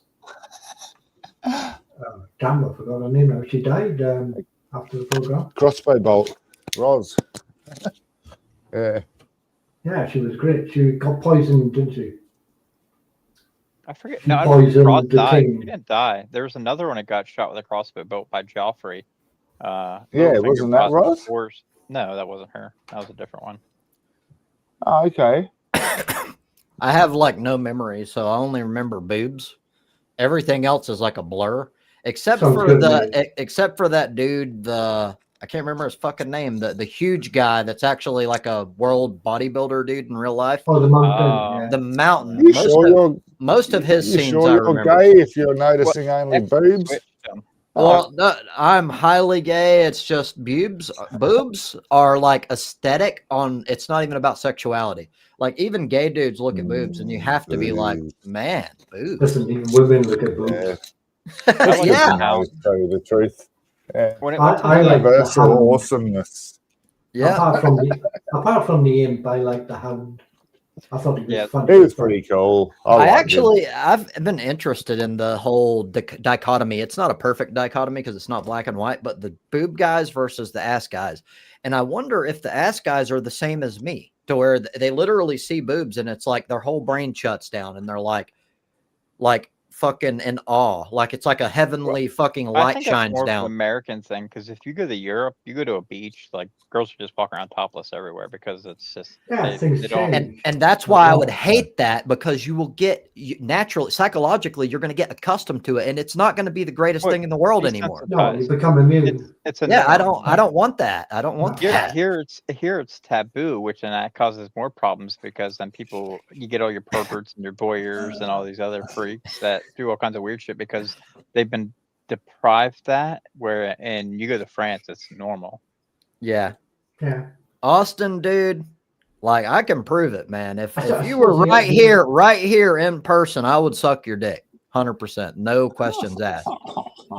The problem I have between the boobs and the asses is when the women come along and they start twerking all over the place. I never got into twerking. Fucking thing out of my face. Yeah, it's that's how I see it. But I'm not attacking. I'm just fascinated. I kind of want to. I wish I could change brains temporarily and still have my memories with an ass guy, so I could understand how they think. I do not understand the Kardashian ass. It's more like a shelf. Like that's fucking full on to me, man. Like that is gross. No, but I do like a nice peach, but I don't like a male ass at all. Like there's a distinct difference between a peach and a non-peach, if you know what I mean. And things change. It comes down to the hips. Attitudes me, it's the hips, the curve. I do have sexual attraction to hips, but not asses. Asses don't do anything for me at all. The hips widen the top of the ass, which make it a girl's ass. I like a nice curvature. Well, I guess I'll take that back. It's not that it's nothing. It's only used to ascertain fitness in general. itself is not sexual to me, I guess is how I would put it. It's like looking at like a woman's arms and seeing that they're toned to ascertain that, hey, that she's probably in good health. She takes care of herself. A nice squeeze, though, you know. Yeah, I'm not just trying one to arm put wrestle. my cock in it, but a nice squeeze would be good So, from the front or the back. I don't when care. a society is going very well, men see skinny women as attractive, whereas the society, whenever it's not doing so well, they see understand. the heavier set women as more attractive. Is it Yeah, because and they're Yeah. depending on your where Seen you as are well as for your well. status. Like people in the Right, country right. used to look at a woman and go, "Oh, she's got good calves. I bet she's strong." Well, and a lot of Exactly. She'll work it goes well back- on the cultural. farm. and Yeah. it It's also goes back general, to it's not like specific. hips. well, So curves. I just want to know if they're drunk, lonely, and desperate. I don't give a shit what they look like. well, It goes curve. back to like Go ahead. Go childbearing ahead. hips. Like childbearing hips was a big thing because if a woman went into childbirth and couldn't push that baby out, she died. So men Mhm. usually favored a wider hip set, which then that means Well- she can provide lots of sons and And stuff. that Yeah, but back then directly- they were cattle anyway, mate, weren't they? Well, it directly translates to even current day because evolution is extraordinarily slow. What we consider attractive is, a lot of people don't like hearing it, but in my opinion, a vast majority of it is nature. It's not like learned. It's not your choice. It's genetics. It's like women will actually find a man that looks a lot like their father attractive because Mhm. the father nurtured her and took care of her, so they see that as a safe thing. I think And the so That's opposite true. is similar. They'll find a guy who looks similar. I think the opposite's similar. Guys would like a girl who looks like their mother. I think that's sort of genetic, isn't it? I'm not sure. I don't know. It's what you're used for because it makes you comfortable because it's familiar to you. Yes, I Yeah. think this All right. particular one Okay. is nurture, not nature. In this Yeah, of course. particular Yeah. case, I think that Fair enough. all this forcing fuck it, girls that look like blokes down our throats is because I would say mostly because most of the fashion industry people are gay anyway. They Yeah. don't want them to look like girls. They want them Well, to look like girls. The whole idea of these models so skinny, where like they're such a real realistic. Cotton. Yeah, I mean, you've got plus size models and things like this. Who wants to see that fat fuck? I don't. But it's more accurate representation of the modern actual real that women. is true in America, at least. But and UK too. That's true. That's true. But like, so what I would Fashion say, accessory would be. I don't go fat bad, skinny good. That is not me at all. I like in fact, I like it a little bit in the middle, and curves are a good thing. It's a positive thing. It's just I don't want obesity. There's a drop off. Yeah, once you start Exactly. getting, like, And that then costs you more then money on no. society because you've got to heal the obesity when they have the problems later on. And it Yes, ends up and- being in the negative for the society as a whole. That's true. It's just But it yeah, tells you that it's lazy. That's true as Sorry? well. It can be either or. Education and fitness is cheaper than dealing with what is it, like gut banding surgeries and fucking all that kind of shit. Although taking all that into what I just said, I have not factored in those Ozempic or those kind of drugs, which are probably going to change these stats drastically. Nah. Maybe. You reckon they're working on all kind of addictions? They help with alcohol addiction too, Ozempic. It's not a wonder So, drug. Just wait till the side effects start kicking in. Yeah, cool, man. I don't know fuck all about it, but I've suffered from both of those vices. Not fat, but so not both of them. I got that wrong. One of them, big time, and many others that are similar. So it would probably assist me a lot, but I haven't tried it. I know nothing about it, and I have gotten over most of the things naturally. And I mean down to like even cigarette addiction. It would help with that if it's helping with other addiction, we don't have, you know? They haven't been used by enough people and for long enough to actually see the long-term side effects. Fair enough. Absolutely. Freaking cigarettes here. Like the taxes are so high and the prices of them are so high because in Australia we realise it costs more to deal with the side effects of smoking, the lung cancer, highest problem diseases here is heart and lung cancer problems. That's because we've got lots of particulates in the atmosphere. Exactly. I've heard a lot of people talk about this, but so smoking's just stupid. So we're trying to avoid it by taxing the shit out of people, and well, it worked for me. Yeah, but that's where I see. That's what I see as wrong. Like you're not. You don't try to solve the problem by taxing people. It helped for a while. Now we've got a lot of illegal smokes being imported, and now we've got a lot of violent crime happening because of that. You can Google it. It's pretty prevalent on the local news over here. Victoria is just fucking being overwhelmed by gang crime because of the tobacco. New Zealand has a bunch of them too. That's where the biker gangs are getting the tobacco trade. Yeah. We charge $50 for a pack of smokes, brother. You guys charge like 10. It depends where you live here. When you but 10 for you is 20 for us, so it's still like we're nearly doubling it on tax. Apologies, now. Sorry, man. You can keep going. It's okay. No, it's fine. No. Yeah. So you know what? We're really taxing the shit out of people. Is all. Hold on. I have to say it because this is funny. Like literally, Mal was talking. And then you cut him off, which hold on, I'm not attacking you. I'm just pointing out because this is funny.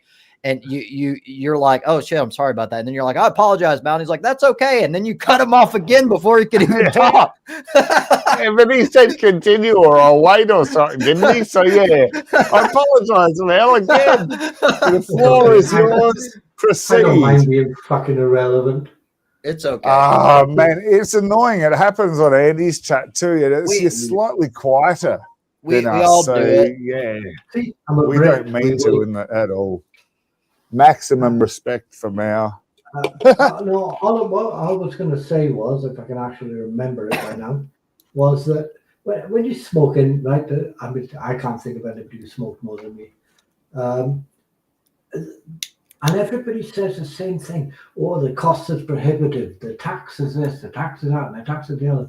Have you ever seen a picture of heavy smokers' lungs? They should all be showing them a picture of their lungs to say, this is what your lungs look like. This is what this athlete's lungs look like. Now, think about this smoking. Never mind how much it fucking costs. Oh, it costs £20. It costs $20. It costs €20. I can't afford it. It's getting difficult. And you know when your sons and daughters, for smokers, are hanging around you when you're on an oxygen tent, breathing your last. How are you going to feel then, knowing that you're not going to see? We did that here because we had smoke, commercials, right? Yeah. Now we had commercials for years on oxygen and stuff. I agree with that sort of education. I do not agree with taxation as a way to solve a health problem. Doesn't work. Well, that and it's by principle wrong. I don't like it. It didn't stop me smoking. Here it has cut down like everything they try. No, here this is a thing that helps financially, and that has to be taken into account. You got to deal with the consequences, or you got to deal with the avoid it from happening in the first place. And both of them suck. Yes, but you can do that through other means, and I don't know. I just don't like the government making decisions on your decisions, and I think the government should not be involved in that. Period. It's not their say. Listen, they need to educate you more, and they're still involved. If the government wants to get involved in smoking and tobacco, I think they should shut the companies down. I agree with that. Yeah, I'm fine with that. You're just going to create a black market, and then you're going to have more crime. That's true. More that murders. Is true. The exact argument I give for guns also applies to cigarettes and anything that's affected by supply and demand. That's why we legalized abortion, because there was a black market for it, and people were dying from sepsis and shit like that because they're going to these back alley doctors to get abortions. So jump gags. That's true. And a half in itself. Yeah, cigarette companies are deliberately trying to kill the best customers. That is Because We true. are I was- subsidizing I the could fuel smoke- companies' I mouths. could So smoke we're Started in the paying with 1950s, government hand-roll. taxes to do Lucky similar with Strikes fuel. was putting ads Yeah. on everything. Smoke this brand. Our brand's the best. Getting doctors to promote them. Yeah. It's for capital. It's all about capital. That's Yeah. all Yes, they we care know about. that. Yeah. And But it that's doesn't- why It doesn't stop people smoking, though. They don't care if That's poor true. people die. that's true No, as well. The But thing is, if they reduce the taxes here on stuff like that, I then could- how are they going to get that money? They're going I to could, increase our interest rates on our mortgages for our houses, which is how they rate the middle class here. I could sit in my one-bedroom flat, unemployed, right, with a telly that somebody gave me, and I could hand roll 140 cigarettes a day, or smoke Yeah, you hammered them. 8 Sorry, packets a day. I remember. Okay, watching the doctor on the telly telling me his favorite brand. Yeah, that's And funny nothing too. would Well, stop now Now you the could tax doctors me. are smoking. Fuck. That's You the could one. tax me Have so one hard. drag of a cigarette through a tissue. Yeah, It's I fucking smoke- gross, no, mate. I smoke Yeah, banana I leaves. smoked for you 25 don't- years. no. I didn't care about any of that. No, Well, I smoke banana leaves, toilet roll, newspaper, you name it. I'm watching our television with this guy telling me that smoking is bad for me. Am I going to stop if they put more tax on the cigarettes? No, I will not eat tomorrow rather than smoke. exactly. Not And when my that- hobby is emptying ashtrays. That's my hobby. Why would I stop just because a bit more tax on it? No, what I'm doing now But is it's not a making my health vice even or a worse problem. by buying shit food as well. So I agree with you on that level, but to I me, understand. even more is the whole government. Like I am a left-leaning, what's it called? Not liking government interference. Communist. No, that's the that's opposite. Communist. That's the brother. opposite. You're a fucking lefty communist like me. Your channel should be banned. No, I'm kidding. Communism is literally the opposite of this, but like libertarianism. Yeah. So I believe that the government should only be involved in shit to where there's clear harm. And what I mean by harm, because you can easily say, yes, cigarettes harm people. I mean harm that is not intended toward another person. Like if you choose, I believe that people should even be able to kill themselves if they have at least attempted to get psychological help. And if they try and we can show that like different methods have been tested, I think the government has no means there. Suicide is slow and painful, That's, and the health system will try to keep saving you all the way, and that's the thing. That's the problem. That's health services that are taken away from people that might need it in an emergency to save somebody that inflicted this on themselves, especially with the attitude. What we do. I get it, but like it almost seems like maybe you're not, but it seems almost like you're kind of saying people just they don't know what they're doing to themselves, and that's not true. In this day and age, everyone who smokes knows what the chances are. What do you gain from cigarettes? A lot. There is no gain. A lot of it's inherited. Like my family, like my mom my mom found me smoking at 15 years old, and she was like, "Oh, I didn't know you smoked," and she went and started buying me cigarettes. It didn't answer my question though, Trobes. What do you gain from this? A lot is hold on. I was going to, but there's other people talking, and I don't want to be rude. But sorry, that was relevant. So not just cigarettes. I don't smoke cigarettes anymore. I do smoke a pipe, but it's the same answer, and it's nicotine. One, nicotine is shown to actually make you, I don't want to say smarter, but it allows you to, for long periods of time, to be more concentrated, and it has almost the same effect as being smarter. And it also helps. You just mean because your blood flow increases, so you get the effects of that, like an amphetamine? I don't know. You're less likely to become obese. So start a nicotine company. That's not Don't a benefit. start a tobacco company. Sorry? Start a nicotine company. Don't start a tobacco company. Tobacco, as far as I'm concerned, you smoke tobacco, then people go, "Oh, it calms me when I get bullshit." People who don't smoke, tobacco has a lot of other problems. People, lots and lots of people who don't smoke have ways of dealing with when they get, "Oh shit, everything's gone tits up." And I agree. I agree with that. So we currently have pouches that literally is just nicotine. And the research on nicotine is that as far as like carcinogens go, it has about the same rate of being a carcinogen as like caffeine. It's not dangerous at all.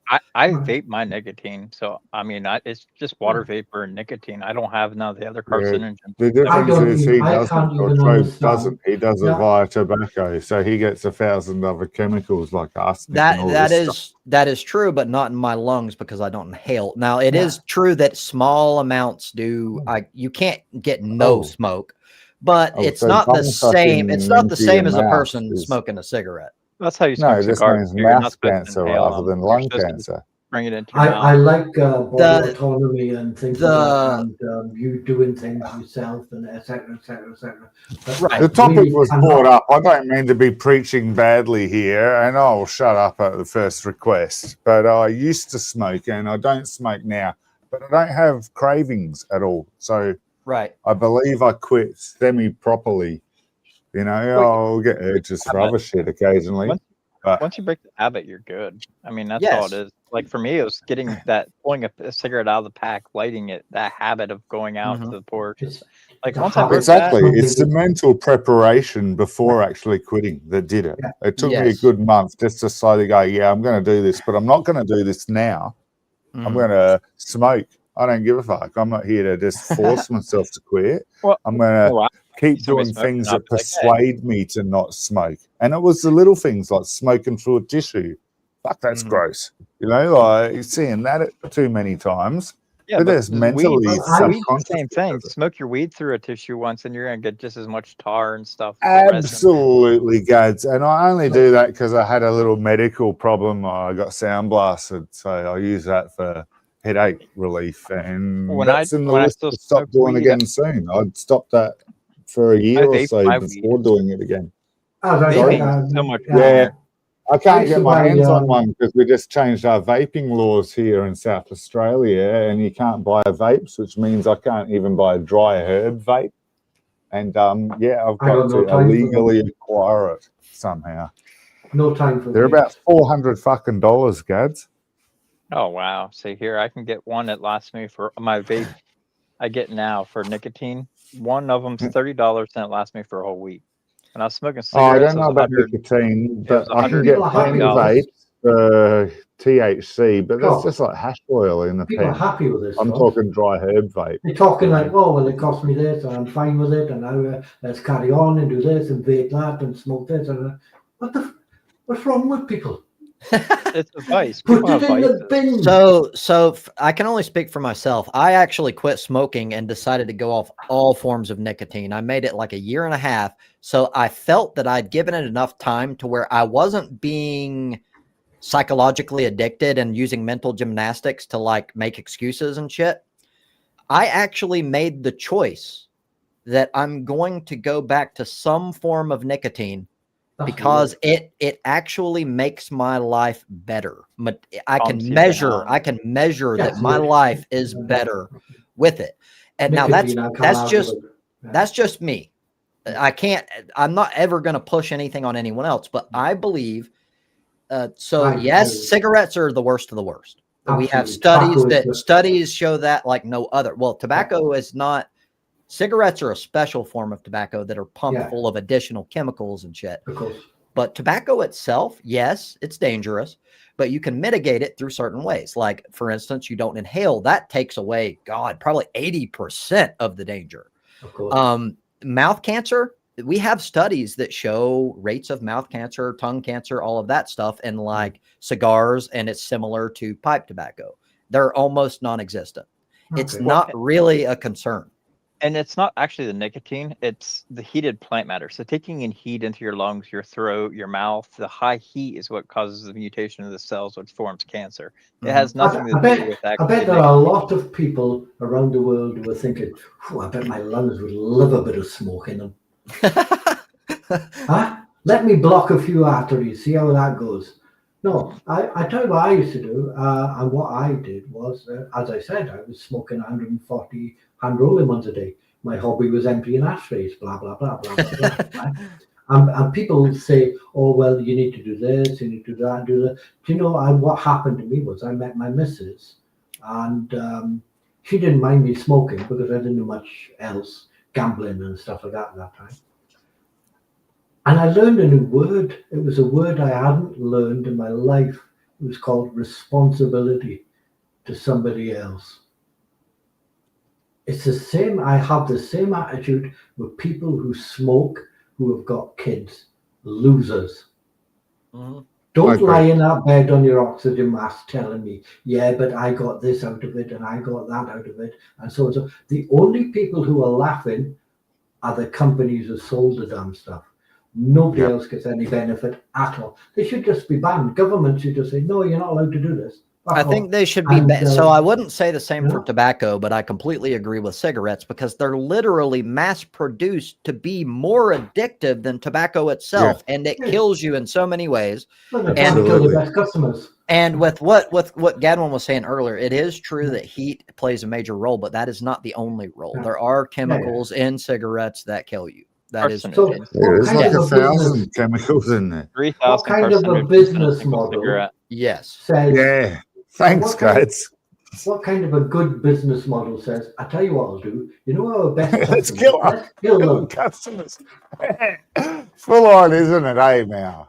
Like, I pretty much agree with everything you said there, brother. It's the same deal with all capitalism, at least now. They don't look at the long term. They look at this quarter. We need to make more profit this quarter than we made last quarter. They don't care about long term. And they show you a graph. Don't care about people. That's true. Don't give two flying fucks about any one of us. Mm-hmm. Yeah, they show you a graph of how much extra money they've made this quarter. But they don't show the graph of how many people died because of it. The third leading cause in America is medical malpractice, and it's most of these people going in for cosmetic surgeries to get a staph infection and die. That's strange to me. Yeah, we don't have that kind of thing, I don't think. Not to that kind of number one killer of kids in America is guns. Second to that is car crashes. I think the number one killer of kids over here is probably abortion. People realize, what the fuck am I doing? I don't. I do. One killer here is heart and lung disease, just to get you on track. I wanted a kid. My missus wanted 3. We've got 2. I don't want any now. Yeah, exactly, Austin. The more you ban something, the more it makes it taboo, and then people just want to do it because it's taboo. Okay, that's true, but even if that weren't the case, even if it stayed the same, that demand is going to stay the same. And of course, some black market, some cartel, some fucking gang is going to pick up the slack, and it's going to be more dangerous because it's not regulated. Well, that's why the whole drug war has been an utter failure. We've created the cartels. We've created prisons full of people. Like something like 50% of the people in prisons are like drug dealers and drug users. They're not even criminals. They're just non-violent offenders. Yep. Like it's ridiculous. And it was only started just so they could lock up their political opponents, anti-war protesters and black people. Nixon campaign in 1973 said, we can't make protesting the war illegal or being black being illegal, so they started the war on drugs, where they criminalized marijuana and heroin and then went after those groups so they could disrupt their communities, lock them up indiscriminately, raid their homes. What a strange country. Get bored, why not be just dead? How? It's easy. With heroin. Find out what life's really not about and learn how to steal video units while you're get it right from a doctor. Opioids are prescribed from doctors all the time. Well, morphine, you got Oxycontin, Percocet, Vicodin. Like, that's all just heroin. That's all that is. Yeah. It's just it's prescribed. You guys take heroin over there while you're on your way to the drug dealer. It's not near what it used to be. Well, so I think it's more of a, like, I argue with right-wingers all the time on this. The typical right-wing person will go, like homeless, for example. They're all they're druggies. They did drugs. They ended up on the street. In my experience, the opposite is true. Most of the time, they become drug addicts because they lose hope. They feel like this system is fucked and out against them, which it kind of is. And it's not their fault. In most cases, it's things that are outside of their control that cause them to end up in that situation. And it can fucking happen to anyone. And it kind of give up. Trump's opening up internment camps for the homeless. They plan on rounding up all the homeless and putting them in fucking what internment the camps. Fuck, dude. Well, at least you get fed. I'd go. You think that for now, but until there gets to be once there gets to be so many, we're going to go down the I was, Hitler road, where they're going to start opening up. I was on the streets for over 10 years. I know how that caper works. The more shit he does, the more like I've fought it and fought it and fought it, but like I'm pushing more toward a fucking like civil war. He just banned all immigrants into America now because of this DC shooting, which I think was a false flag because the guy worked for the CIA. He was a CIA operative. Well, it's not a valid point anyway. Even if the person that killed them did it because of like you're American or whatever, that's not enough. What if he was homosexual? Oh God, that would be terrible. What if it was a woman and she was gay? What if they were trans? He would use that as a fucking justification to attack those communities. The guy's from Afghanistan. He was actually approved under Trump's first term. He applied because Trump's the one that made the deal with Afghanistan to end the war and pull out of there. Trump's the one that made that deal. Biden just went through with it. So Trump's cabinet actually approved the guy's application to come to America. Biden just basically let him in because it was already pre-approved by the Trump administration. And then this guy's been living here because he was probably one of the people that helped our military. It's not like fascism now. Oh yeah, we're full down the road now. What the fuck? Like you can pick anything. Look at Trump over there. Look at Trump. Right, let's lock him up. Why? What's wrong with Trump? Nothing wrong with Trump. He's gay. He's ginger. They didn't know about most of the atrocities the Nazis were doing until after the war. Or like Pol Pot. All the trials. Like Pol Pot, isn't it? Well, he wears glasses. He looks educated. Shoot him. Are we getting down that road? Or that's already happening. Yes. Wow. They're banning books. They're attacking people who are educated because that is a threat to their fucking regime. You can't ban books. That's I agree. They've already done it, and I think that is a massive red flag that we should take seriously. Brown shirts. Austin, to answer your question, so I see it exactly the same as like there's a big, I won't say a problem, but there's a high likelihood that when you get like a male and female friend, that if it wasn't there to begin with, they're going to develop feelings because that's fucking natural. And it's the same thing for gay friends. Like sometimes they have it to begin with, and the friendship is like all like kind of a scheme to kind of get with you. But sometimes it happens, I think more often it happens as a legitimate friendship, and you're human. Like, well, if you're gay, you're wired to be attracted to people of the same sex. So yes, like it happens, and like I can understand if that's an issue for you, then maybe stop hanging out with gay people. But personally, I don't care. I think the saying is that like that. I think the saying is that I don't mind having gay friends. I thought they'd give me fashion advice, but all they did was fuck me. Mal waking up with a sore asshole and a condom laying there. Walking like John Wayne. If you wake up with grass stains on your hands and knees, would you ever tell anybody? I got plenty of I'll take you fishing anytime. I got plenty of gay guys, and I've danced cheek to cheek with them as well. Who gives a shit? I personally have the talk almost immediately when I meet a friend, and I think there's even a possibility, like due to like a feminized voice or something, that they might be gay. I will immediately, like, say we're in a restaurant or whatever. I'll get under the table, I'll jerk their fucking pants down, and I will place my mouth around their cock, and I will tell them 100%, like straight fucking, like, you better understand what I'm saying. It don't come out clearly because there's a dick in my mouth, but I'm like, I am not gay, but it comes out like, yeah, it's like, and then you cover bases like 100% right off the bat. I don't know what to say to that. Like normal. There's nothing wrong with it. Of course, there's nothing wrong with it. There's nothing wrong with whatever, you know what I mean? If you know Spartan history, like the Spartans were actually bisexual. What the? They found out by being with their fellow comrades that it created more cohesion in the unit. It's what made them so dangerous, or one of the reasons why they were so dangerous. Yep. They could spread AIDS. There was no AIDS then. I don't know when AIDS came about. I know it's fairly Or modern. the 80s. The 80s. Oh, yeah. It came out from Africa. Somebody's That's about eating, some sort of STDs that was spreading around. The Greeks like they ate that sort of thing. contaminated Greeks didn't monkey care. meat. Yeah. So See, Adam, that's the thing. That's what would let tribes down. See, the Greeks didn't care if you had boobs or not. Mhm. Well, they actually didn't have a word for like gay or anything like that. Like if you're just a No, very we sexually didn't. active No, of course person, not. you just were asexual. That's all it was. which is kind of how it should be now. Like Similar, people, similar to racism. yes. They didn't have that either. They didn't care where you were from. Well, they still had tribalism, and that's a form of tribalism. It's just it manifested in a different way.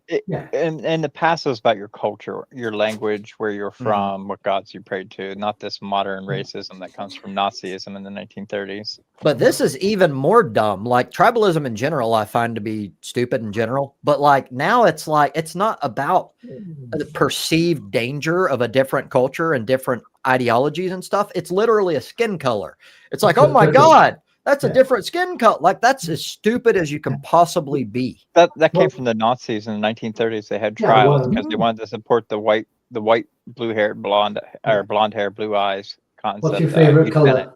Yeah, eugenics is the main reason. What's your favorite color? Brown? No, mine's blue. Racist. And you'll find a lot of Trump supporters, they support Hitler and his ideals and shit like that. Like that came out with the whole chat log leak of the. They just like the mustache.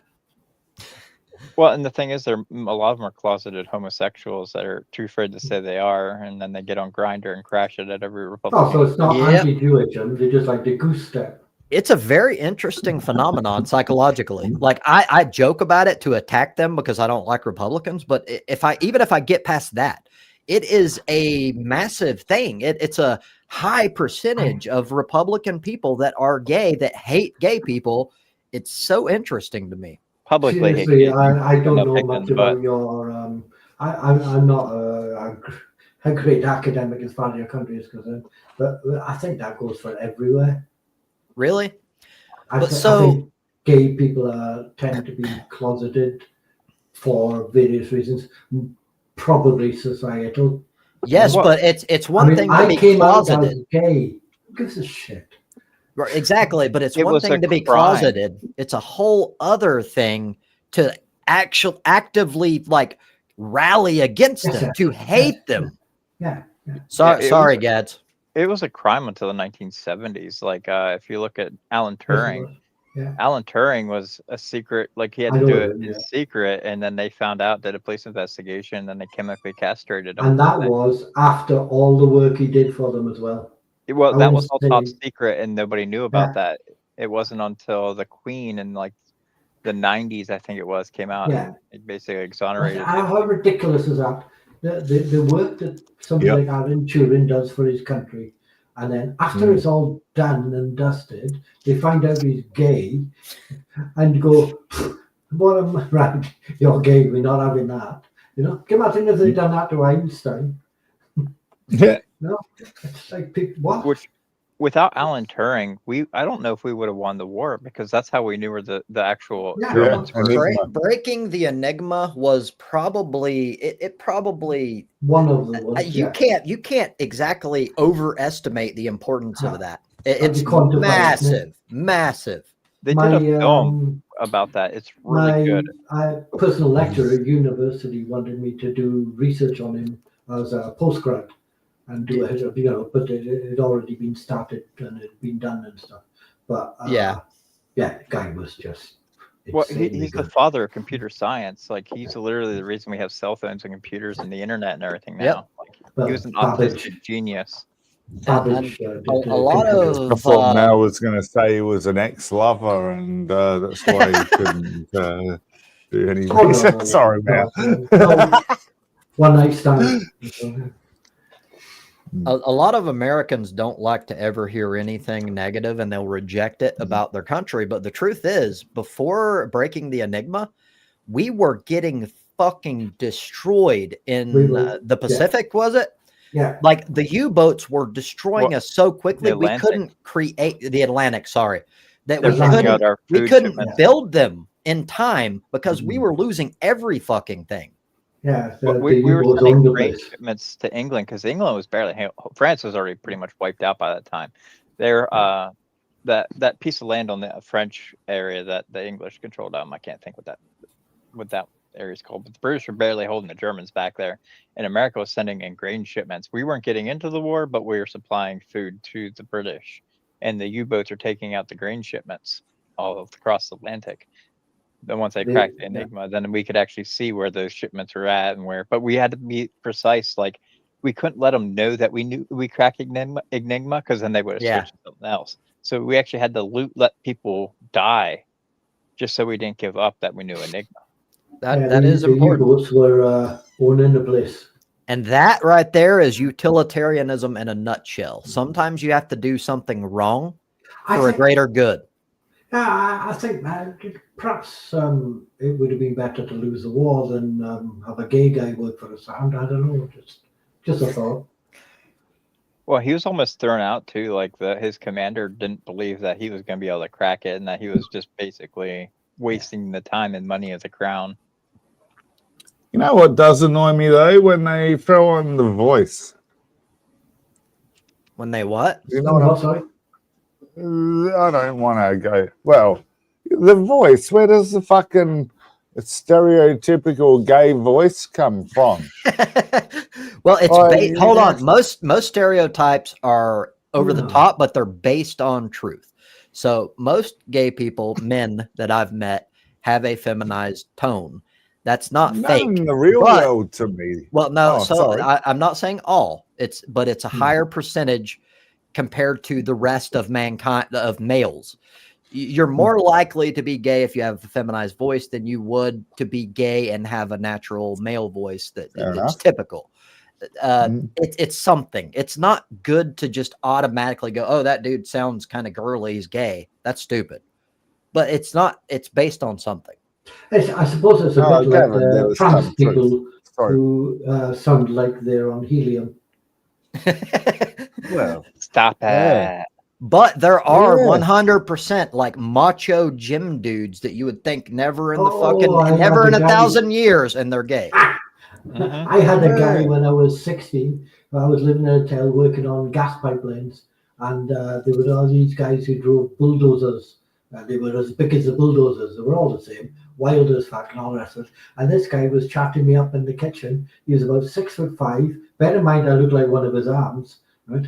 And he's about 6'5". He's massive. He's a nasty, angry piece of work. He's got 4 kids, and he's telling me, "Don't knock it till you've tried it," because he was gay as fuck. I shit myself. That's awesome. All shapes and sizes. Some are just open about it. That's true. Very true. I can't get away because I live in a hotel. It's a scary guy. Yeah. Like you see me and my quote trolling, and I'm 100% full blast on the internet. But I'll be honest, like in the past, I do it even in the workplace. And when I was a stalker, it became problematic because twice I would play my game and someone would touch. And I'm the worst person for this because 1, I'm not gay. And 2, I really do not like being touched to the point where I generally end up coming to blows over it, even if it's like friendly. But this, like, I learned my lesson very quickly because I'm like, how you doing, sweet thing? Can I suck some dick? And they'll be like, they normally they're actually gay, but you know, they're actually gay. And that's kind of weird. So they're like usually a little shy at first. And they're like, nah, man, I'm good. But then like we'll talk a little bit and I'll keep playing. And I never learned my fucking lesson because I'm an idiot. And then they'll be like, they'll get closer and closer. And I'm so focused on playing my role that I don't realize what's happening. And they'll like put their arm around me or something. And I'm like, what the fuck, dude? Get the fuck off me, motherfucker. and then I feel bad afterward because I kind of made that happen. And like, that's not my intention, but I fucking did. And I like, yeah, but I'd like to see that. That's funny. It's funny if it's not you. Yeah, that's right. It made me think of a time when I was younger. I was like 18, 19. I got drunk with my one friend and we were with these other girls. We had to go to the grocery store for something. It's like 2 o'clock in the morning or something like that. We're like, hey, let's act like we're gay. Well, he acted like he was a disabled gay, and I acted like a just normal one. He was there like dragging his legs and just snoring shit like that, and just stupid shit we'd do, drunk. I do that kind of shit. I did it a lot when I was in my teenage and like 20s. Like, I don't know. It was really fun to me. I used to, in high school, I would get in fake fights a lot that were scripted. And I would like put ketchup in my mouth and they'd hit me and I would slam up against this metal cafeteria door for the cafeteria staff. And they would come running out and be like, what the hell happened? I'd be laying on the ground with like fake blood spurted out and shit. We did that all the fucking time. One of my good friends growing up, we used to do like backyard wrestling all the time. So we were really good like at making it look real, but it was fake as fuck. Well, I could power bomb him or tombstone him and it looked real, but he knew how to like land and everything. I knew how to drop him just right. So we were at the like this little Wana thing. It was like a Christian thing you went every Wednesday. And we waited until all the people were about to come out of the main doors. And then we acted like we started getting into this fight, like an argument. And I acted like I kicked him in the gut. He bent down. I like tombstoned him. And then he just laid there on the ground, like flopping around like a fish, like it broke his neck. Damn. I went running off like I was like in trouble. It's just like any skill. You get better at it with practice. You learn how to be more passable and to make it look more realistic. Mm-hmm. But the tombstone especially is one of the most dangerous moves to mimic. I've learned of numerous people that got hospitalized and some like couldn't move from the neck down. Well, I know how I had to keep his head at the middle of my thighs, just like right below my groin. And if I had his head there, I knew when I fell on my knees that his there head was American wrestling type guy from UK called British Bulldog who got that. And it done him, didn't it? Yes, the tombstone pile driver or something similar to it have actually ended several professional wrestlers' careers. Yeah, he went. Yeah, he was very but I did I'm not attacking in any way. I did the same shit, and I had the tombstone performed on me. I did it to other people. It's just like after knowing the statistics and shit, that's a very dangerous move, and you should really know what you're doing before you play with that. Yeah, and we always did it in like soft grass. If the professionals up, time for the amateurs to leave it alone. Yes, but kids kind of we watch that and they become heroes, and like that's all we care about. That's all we think about, other than like going out into the woods and pretending like I'm an army dude or something. But like, I did that too. It's a big part of what I thought about. So like for me, it was the Undertaker, and that's who performed the Tombstone Pile Driver. So that was like a trademark for me. And that and Triple H, I always liked the kind of either bad or anti-hero kind of in the middle types. How's The Rock? The Rock was very popular and I liked him secretly, but I was the goth type that was like nonconformist to the point where if someone else really loved him, I'm like, fuck that guy. Yeah. WCW, I was a big Ravens flocker. Like the Ravens flock. I was too. He was very intelligent too. Like he's not a genius, but in comparison to that world, he was a smart dude. He had some really clever comebacks and shit. And I also liked his delivery. Yes. Yeah. They were pretty awesome. They were more performative. They did some crazy shit. There's a couple other guys I couldn't remember, but yeah, the Ravens flock, I thought they had some of the best performers. Stone Cold. That's Stone Cold I loved, and that hurt me because I was the all nonconformist. He was loved by everyone, and I couldn't dislike him because he was just too cool. The Bible quote, John 3:16. I didn't know that at the time. If I'd known that, I may have disliked him a little more. But like, it was just his demeanor, his not give a fuck, anti-establishment was his thing. He went up against the man who was Vince McMahon all the fucking time. He didn't take shit from anyone. And that really played well into, so it was like cognitive dissonance. I have the nonconformist thing, which is in the negative for Stone Cold because of his popularity, but his anti-establishment shit, he was the rebel. So it was perfect for me. He was, yeah. And it's a drama show for teen boys. I mean, that's all that was. That's true. We used to watch it when I was at university every Friday night. My I used to do so many hours. And eventually my mate who I was lodging with told my personal tutor, professor guy. And this professor guy told me, he said, right, I'm giving Paul permission to beat the shit out of you if you don't take Friday night off and watch the wrestling. Well, Paul was like fourth down in jiu-jitsu. And I live with the guy, so I can't really dodge this. So we used to watch the Moomins. We used to call it the Moomins, and the Clangers, which are stupid kids' cartoons for 4-year-olds. Mm-hmm. And by this time we were half cut, and then we put the wrestling on afterwards and watched the wrestling. So yeah, we liked the Undertaker. We liked him because he was huge, and we liked the Big Show because he was just funny, like a walking wardrobe. Yeah. Yeah, we saw loads of them. Yeah. We enjoyed that. That was good fun. Just switch your brain off and get on with it.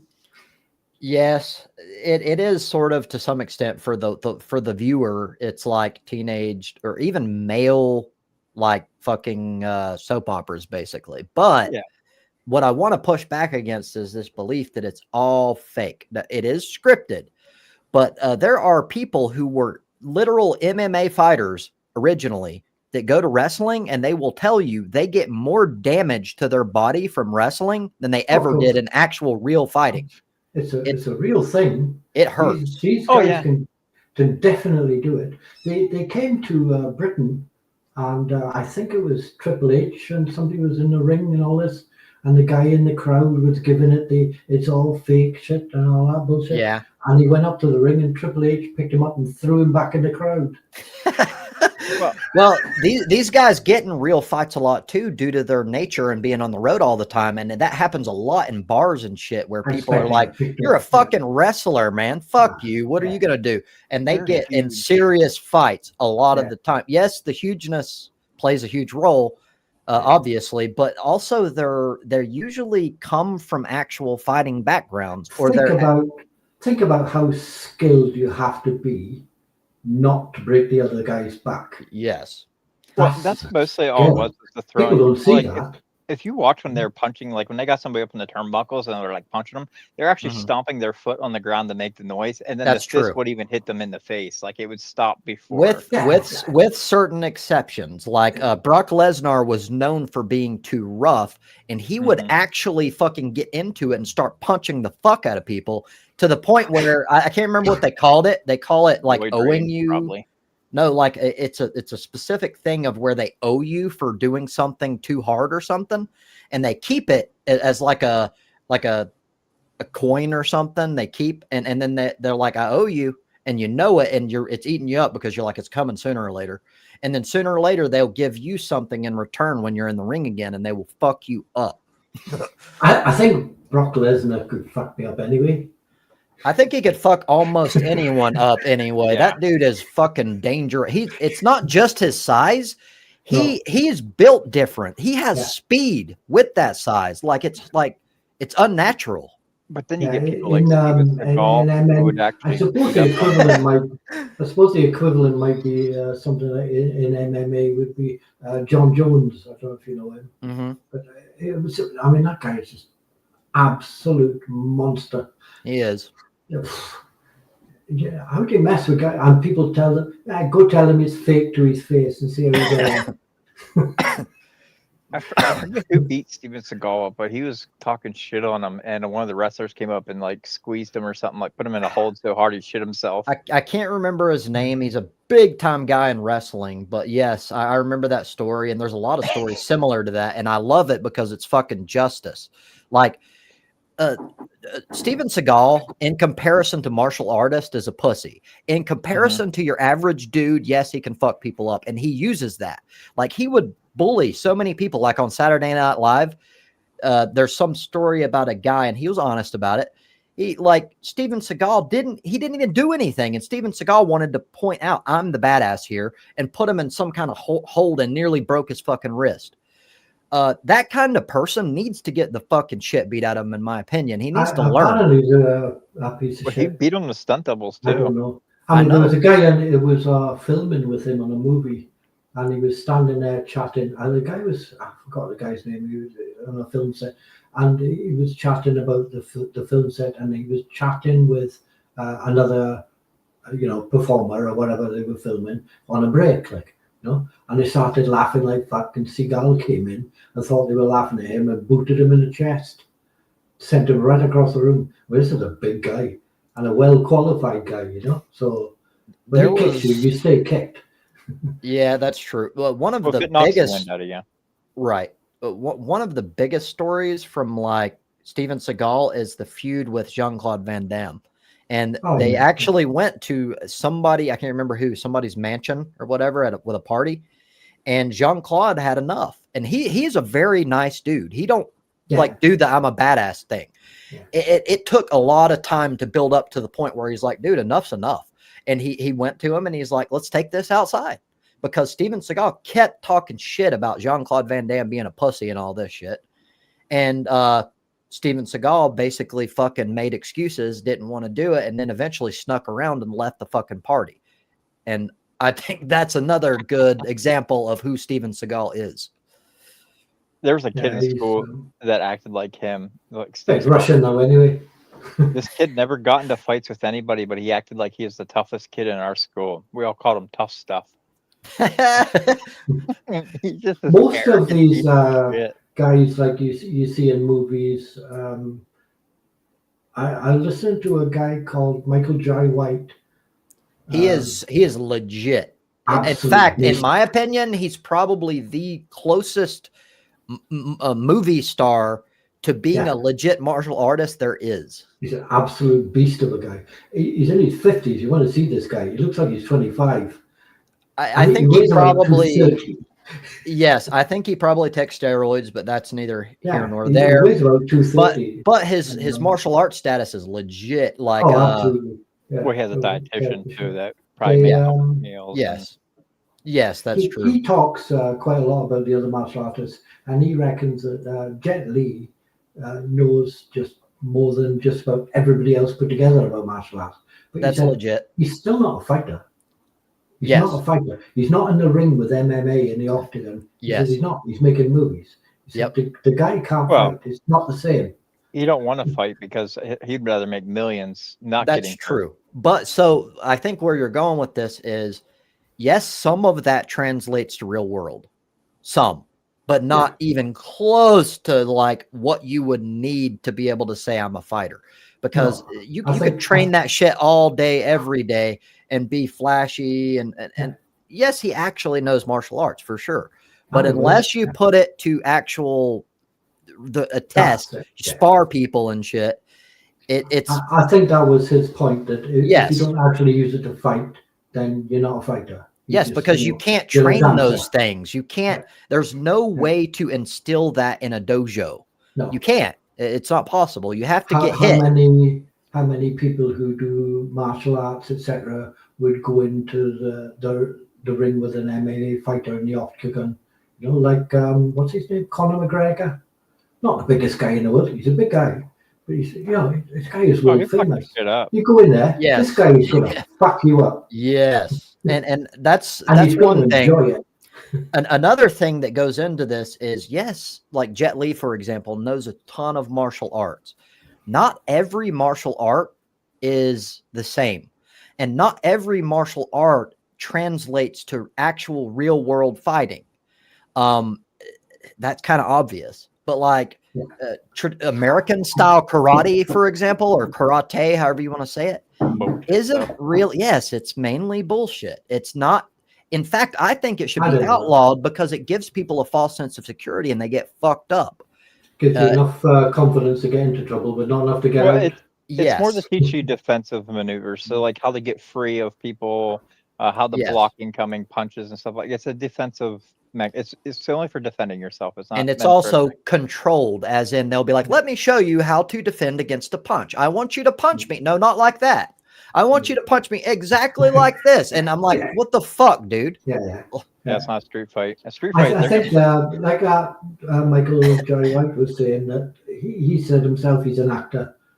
He said all due respect to the guys who get into the ring and do this stuff for a living to put food on the table for the kids. He said, I can't do that. He said, right. But a perfect example of martial arts not being martial arts is the guy out in China. Somebody you might have heard of him. He's like MMA guy. He's not super duper. He's not world famous. He's mediocre basically. If he came over to America and went to do MMA, he'd get destroyed. But over there, he calls out all these martial arts masters and fights them for money. And he's been doing it for years. And not one of them has lasted more than 30 seconds with him. Yep. Not one.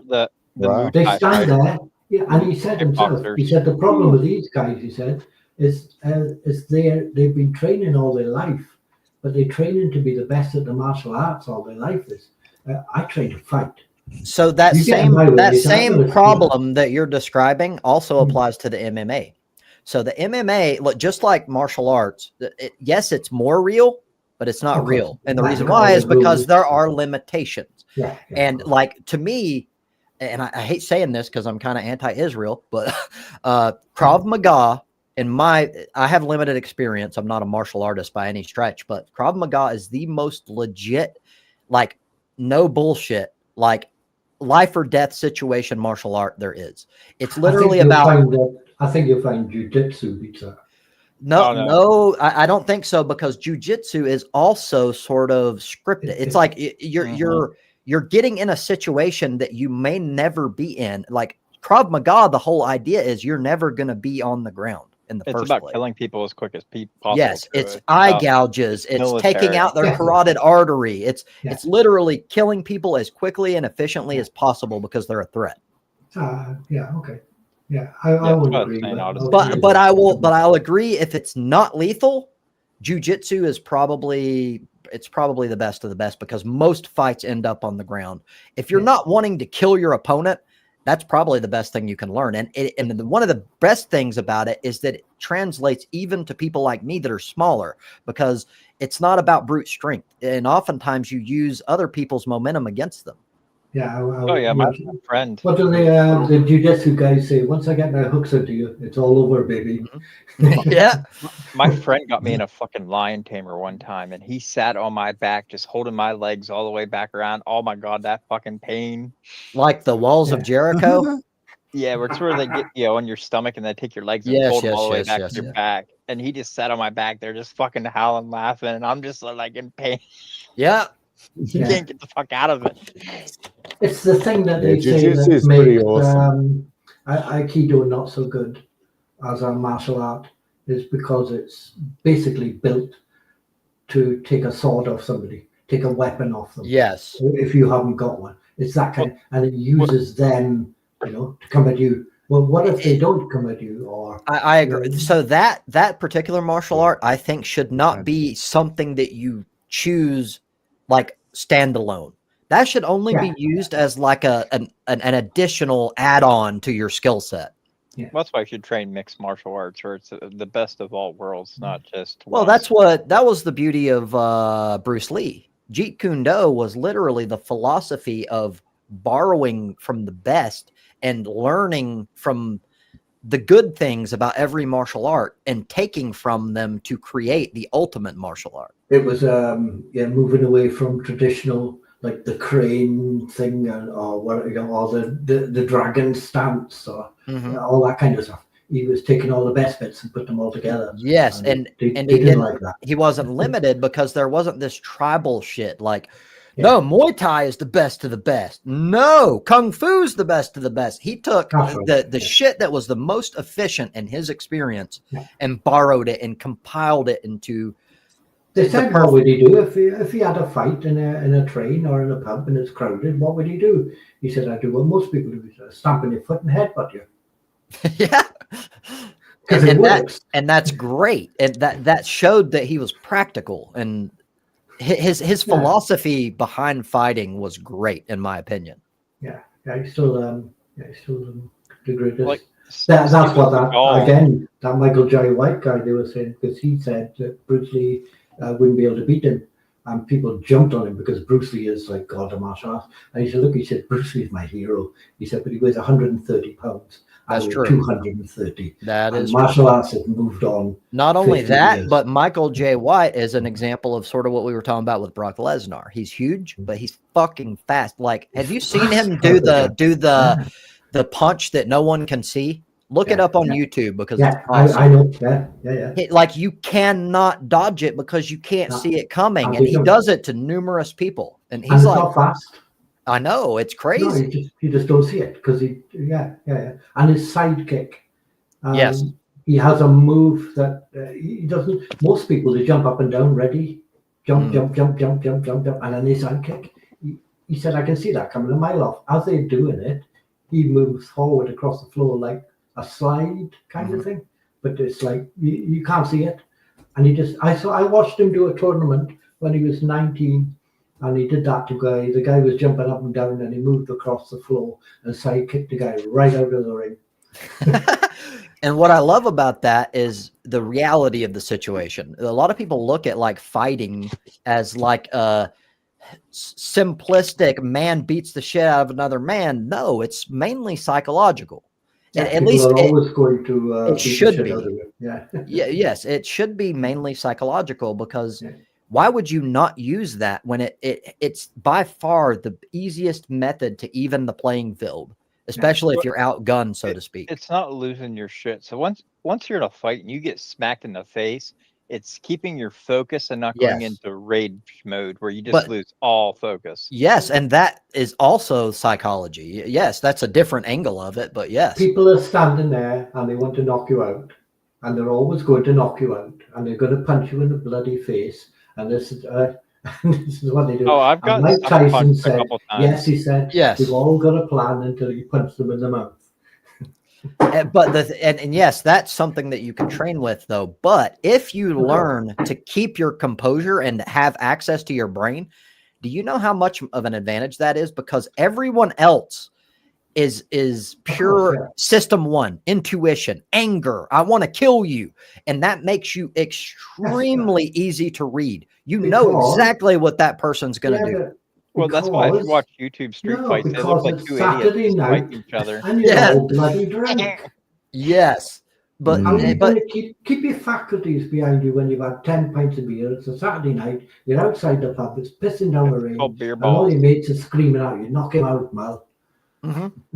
I completely agree. And also, just going back to psychology, oftentimes the best method to win a fight is to not fucking allow the fight to take place in the first place. Yes. Unless you're an insecure dude that wants to prove to yourself and the world that you're a man, you should be looking for every opportunity to avoid a fucking fight, unless you're defending someone or some shit. Yeah. What are you doing? Like, that's sad. What's the matter with you? Grow up. Yeah. Get control of yourself. Yes. Well, and one thing is know how to read the person. So if you see cauliflower ear, you might as well not fuck with that person because they're gonna fuck your world up. Unless you have an equal skill set. But yes, exactly. I agree. At the very least, even if they're like just boxing translates a lot into real fighting and movement and shit like that. The best. Yes. Out this week. I don't know if I would say half. That's why I'd say I don't know if I would say the best. Kickboxing includes boxing, but also includes kicks and everything.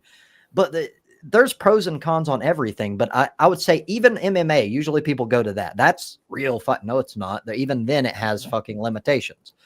There's no correlation, no real world counterpart to real street fighting. There's none except for street fighting. I've watched the training of kickboxers and like there's this guy, I forget where I think he might be in China or Thailand, where he can kick metal pipes and dent them in. He's like my next door neighbor with his shins. His shin bones are so fucking tough. He can just collapse. My next door neighbor who's died now, he was one of those. He fought for the British Championship. That's crazy. Kickboxing. I saw the video of it, right? This guy would kick a fence post and crack it. And they're even more dangerous simply due to psychology and due to what people perceive as likely. Most people do not expect a fucking leg to fly at them in a fight. It's not what you expect. You expect fists. I kick a lot. That's a good thing because it's less expected. That's true. Like usually I try to go behind the knee, so I'll spin around real quick, kick them right behind the knee. That brings them down, and then you can just pop them right in the face, right in front of you. And then yes, everybody on a Saturday night knows that stuff, don't they? After 10 pints. Yep. No, what they're going to do is they're going to try and punch you in the bloody chin and knock you out. That's what they're going to try to do. Yeah, but half time they're drunk too. If that doesn't work, in fact, they haven't got plan B. They're pissed. Mm-hmm. It always gets to that where they grab a hold of your shirt and then try to swing you around in a fucking circle, and then your shirt's all stretched the fuck out, and then you're mad because they did that, and then you beat their ass. Now you're mad because they ripped your new shirt. Yeah. Yes, at the time I was doing shit like that, the world record apparently for roundhouse kicks without putting your foot on the ground was 127, and we trained to beat that in our taekwondo class, which mainly focuses on kicks. I can't real world fight for shit, but yeah, I got up to 122. I was like 13 though, and yeah, I didn't quite beat the world record, and then I ended up quitting for reasons. But we got fucking close, and we were going to get Guinness Book of Records kind of guy to come in and verify and everything. Getting even close to it is a hell of an accomplishment. Yeah, you're ballerina. Just being able to basically, it's the same shit, guys. You're right. It was, you know, you focus on one thing, you're going to get good at it. You'll find out a lot of athletes actually take ballet. It actually improves like the legs and everything so much. Like a lot of your top athletes.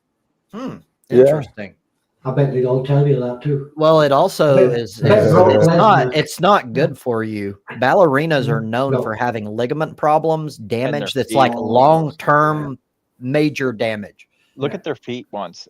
If you look up their images, their feet are fucked. I tell you what, I bet Brock Lesnar can't wait to get home and tell his missus he went to ballet class today to improve his legs. Yeah. So that Chinese guy who was out there, they dropped his social status. He couldn't catch a train. They took his prize money off him. He was knocking all these fuckers out. They weren't lasting 10 seconds. You know, they're all standing there, you know, like the martial art movies. They're all doing this caper, you know, with that. And he's just going straight forward, walking right through them and going, bang, good night. And they dropped his status. He couldn't catch a train. He couldn't collect prize money. He was crying because they were doing, he was having a really bad time. And he refused to stop because he said they need to know that all these martial arts masters are full of shit. Damn. So he had a lot of like, what was it? Political pushback trying to take him down. It's the government. Yeah, it's the government. Yeah, they dropped his social status. If they drop his social status, you can't catch a train or a bus. And China, they're trying to push like traditional martial arts. It's used more for like the elderly to keep the elderly active and stuff like that. And they don't want these guys coming in just beating the shit out of the masters. That and it's highly tied to their culture, which goes back generations and generations, and that is part of their identity. It is. So, but that's still no excuse. That is fucked. That's what they do. Yeah, you had a lot of trouble for it. Yeah. I mean, it's like putting up $100,000 of his own money for just calling out any masters that want to do it. You can find it on YouTube, you know. I like watching the YouTube tough guys. So like the YouTube tough guys will call out somebody that does like training videos or something like that. They'll show up at their gym and then be like, I can take you. And then they get their ass kicked. Yes, but oftentimes they know they're going to get their ass kicked. It's only to get their name out there, and then they try to open a business or a YouTube channel or something, and it works. That's what I don't like about it, is these motherfuckers don't do shit, and they just talk shit. Oftentimes they know they're going to get their ass beat, but that's not part of it. They just want to get out there to get their name out there. Like yes, publicity. Kind of guy who walked into I saw one where he walked into a boxing gym and picked on a coach, that kind of thing. So the guy just beat the shit out of him, you know. Mm-hmm. But that's what they do it for. I didn't know that. Yeah. Okay. No. So he'll go out of there then and start a YouTube thing. Yep. Well, it's oftentimes the case. I'm not going to say it's always. I'm sure some people are just dumb and don't have the experience, and they're like, I can take them. Like fucking idiot. I would never, not even a fucking flyweight. No. I've done that. It didn't work out well for me. They're fast. I picked Yes. on about, I went outside the dance hall one day and I was only about 17 and I had my gang colours on. I picked on about 200 guys who were all in a gang, you know, and I was on my own with my girl. So Mr. Hardman, and this big huge guy stepped forward. He went, oh, blah, blah, blah. I went, yeah, okay. So I ran forwards and I jumped up and I planted both feet in his chest. He took 2 steps back, got his comb out, combed his hair, and I saw the next thing I saw was A&E. He was some sort of heavyweight boxer. I never saw it coming. Yeah. That's crazy. I was not always this paragon of virtue you see before you. I think we can all attest to that. Not many people are just good to begin with and stay good. That's pretty cool, though. A double humble. foot chest kick. Yeah, I've had loads of those ones. Yeah, not all worked out well. Right, I have to go to bed, guys. It's 3:30 in the morning. You're a good man. You have fun, brother. Thank you for your time. Isn't it like 8 o'clock? It should be like 8 o'clock over there in England. 8 o'clock? I wish it was. It's 3:30 in the morning. Or wait, no, I'm looking at the wrong. I'm looking at the wrong thing. I was thinking it was 3 o'clock when the fucking. It's 3 hours we've been on. Yeah. Which, while we're drawing attention to it, I'm half an hour past. I'm going to have to shut down. I've got business to take care of. Okay. Time. Yes. Take care, people. Take it easy, Mal. Thanks for coming on, and everyone else. Thank you. I'll see you next week if you're available. Good luck. Bannerlords. They got ships that came out.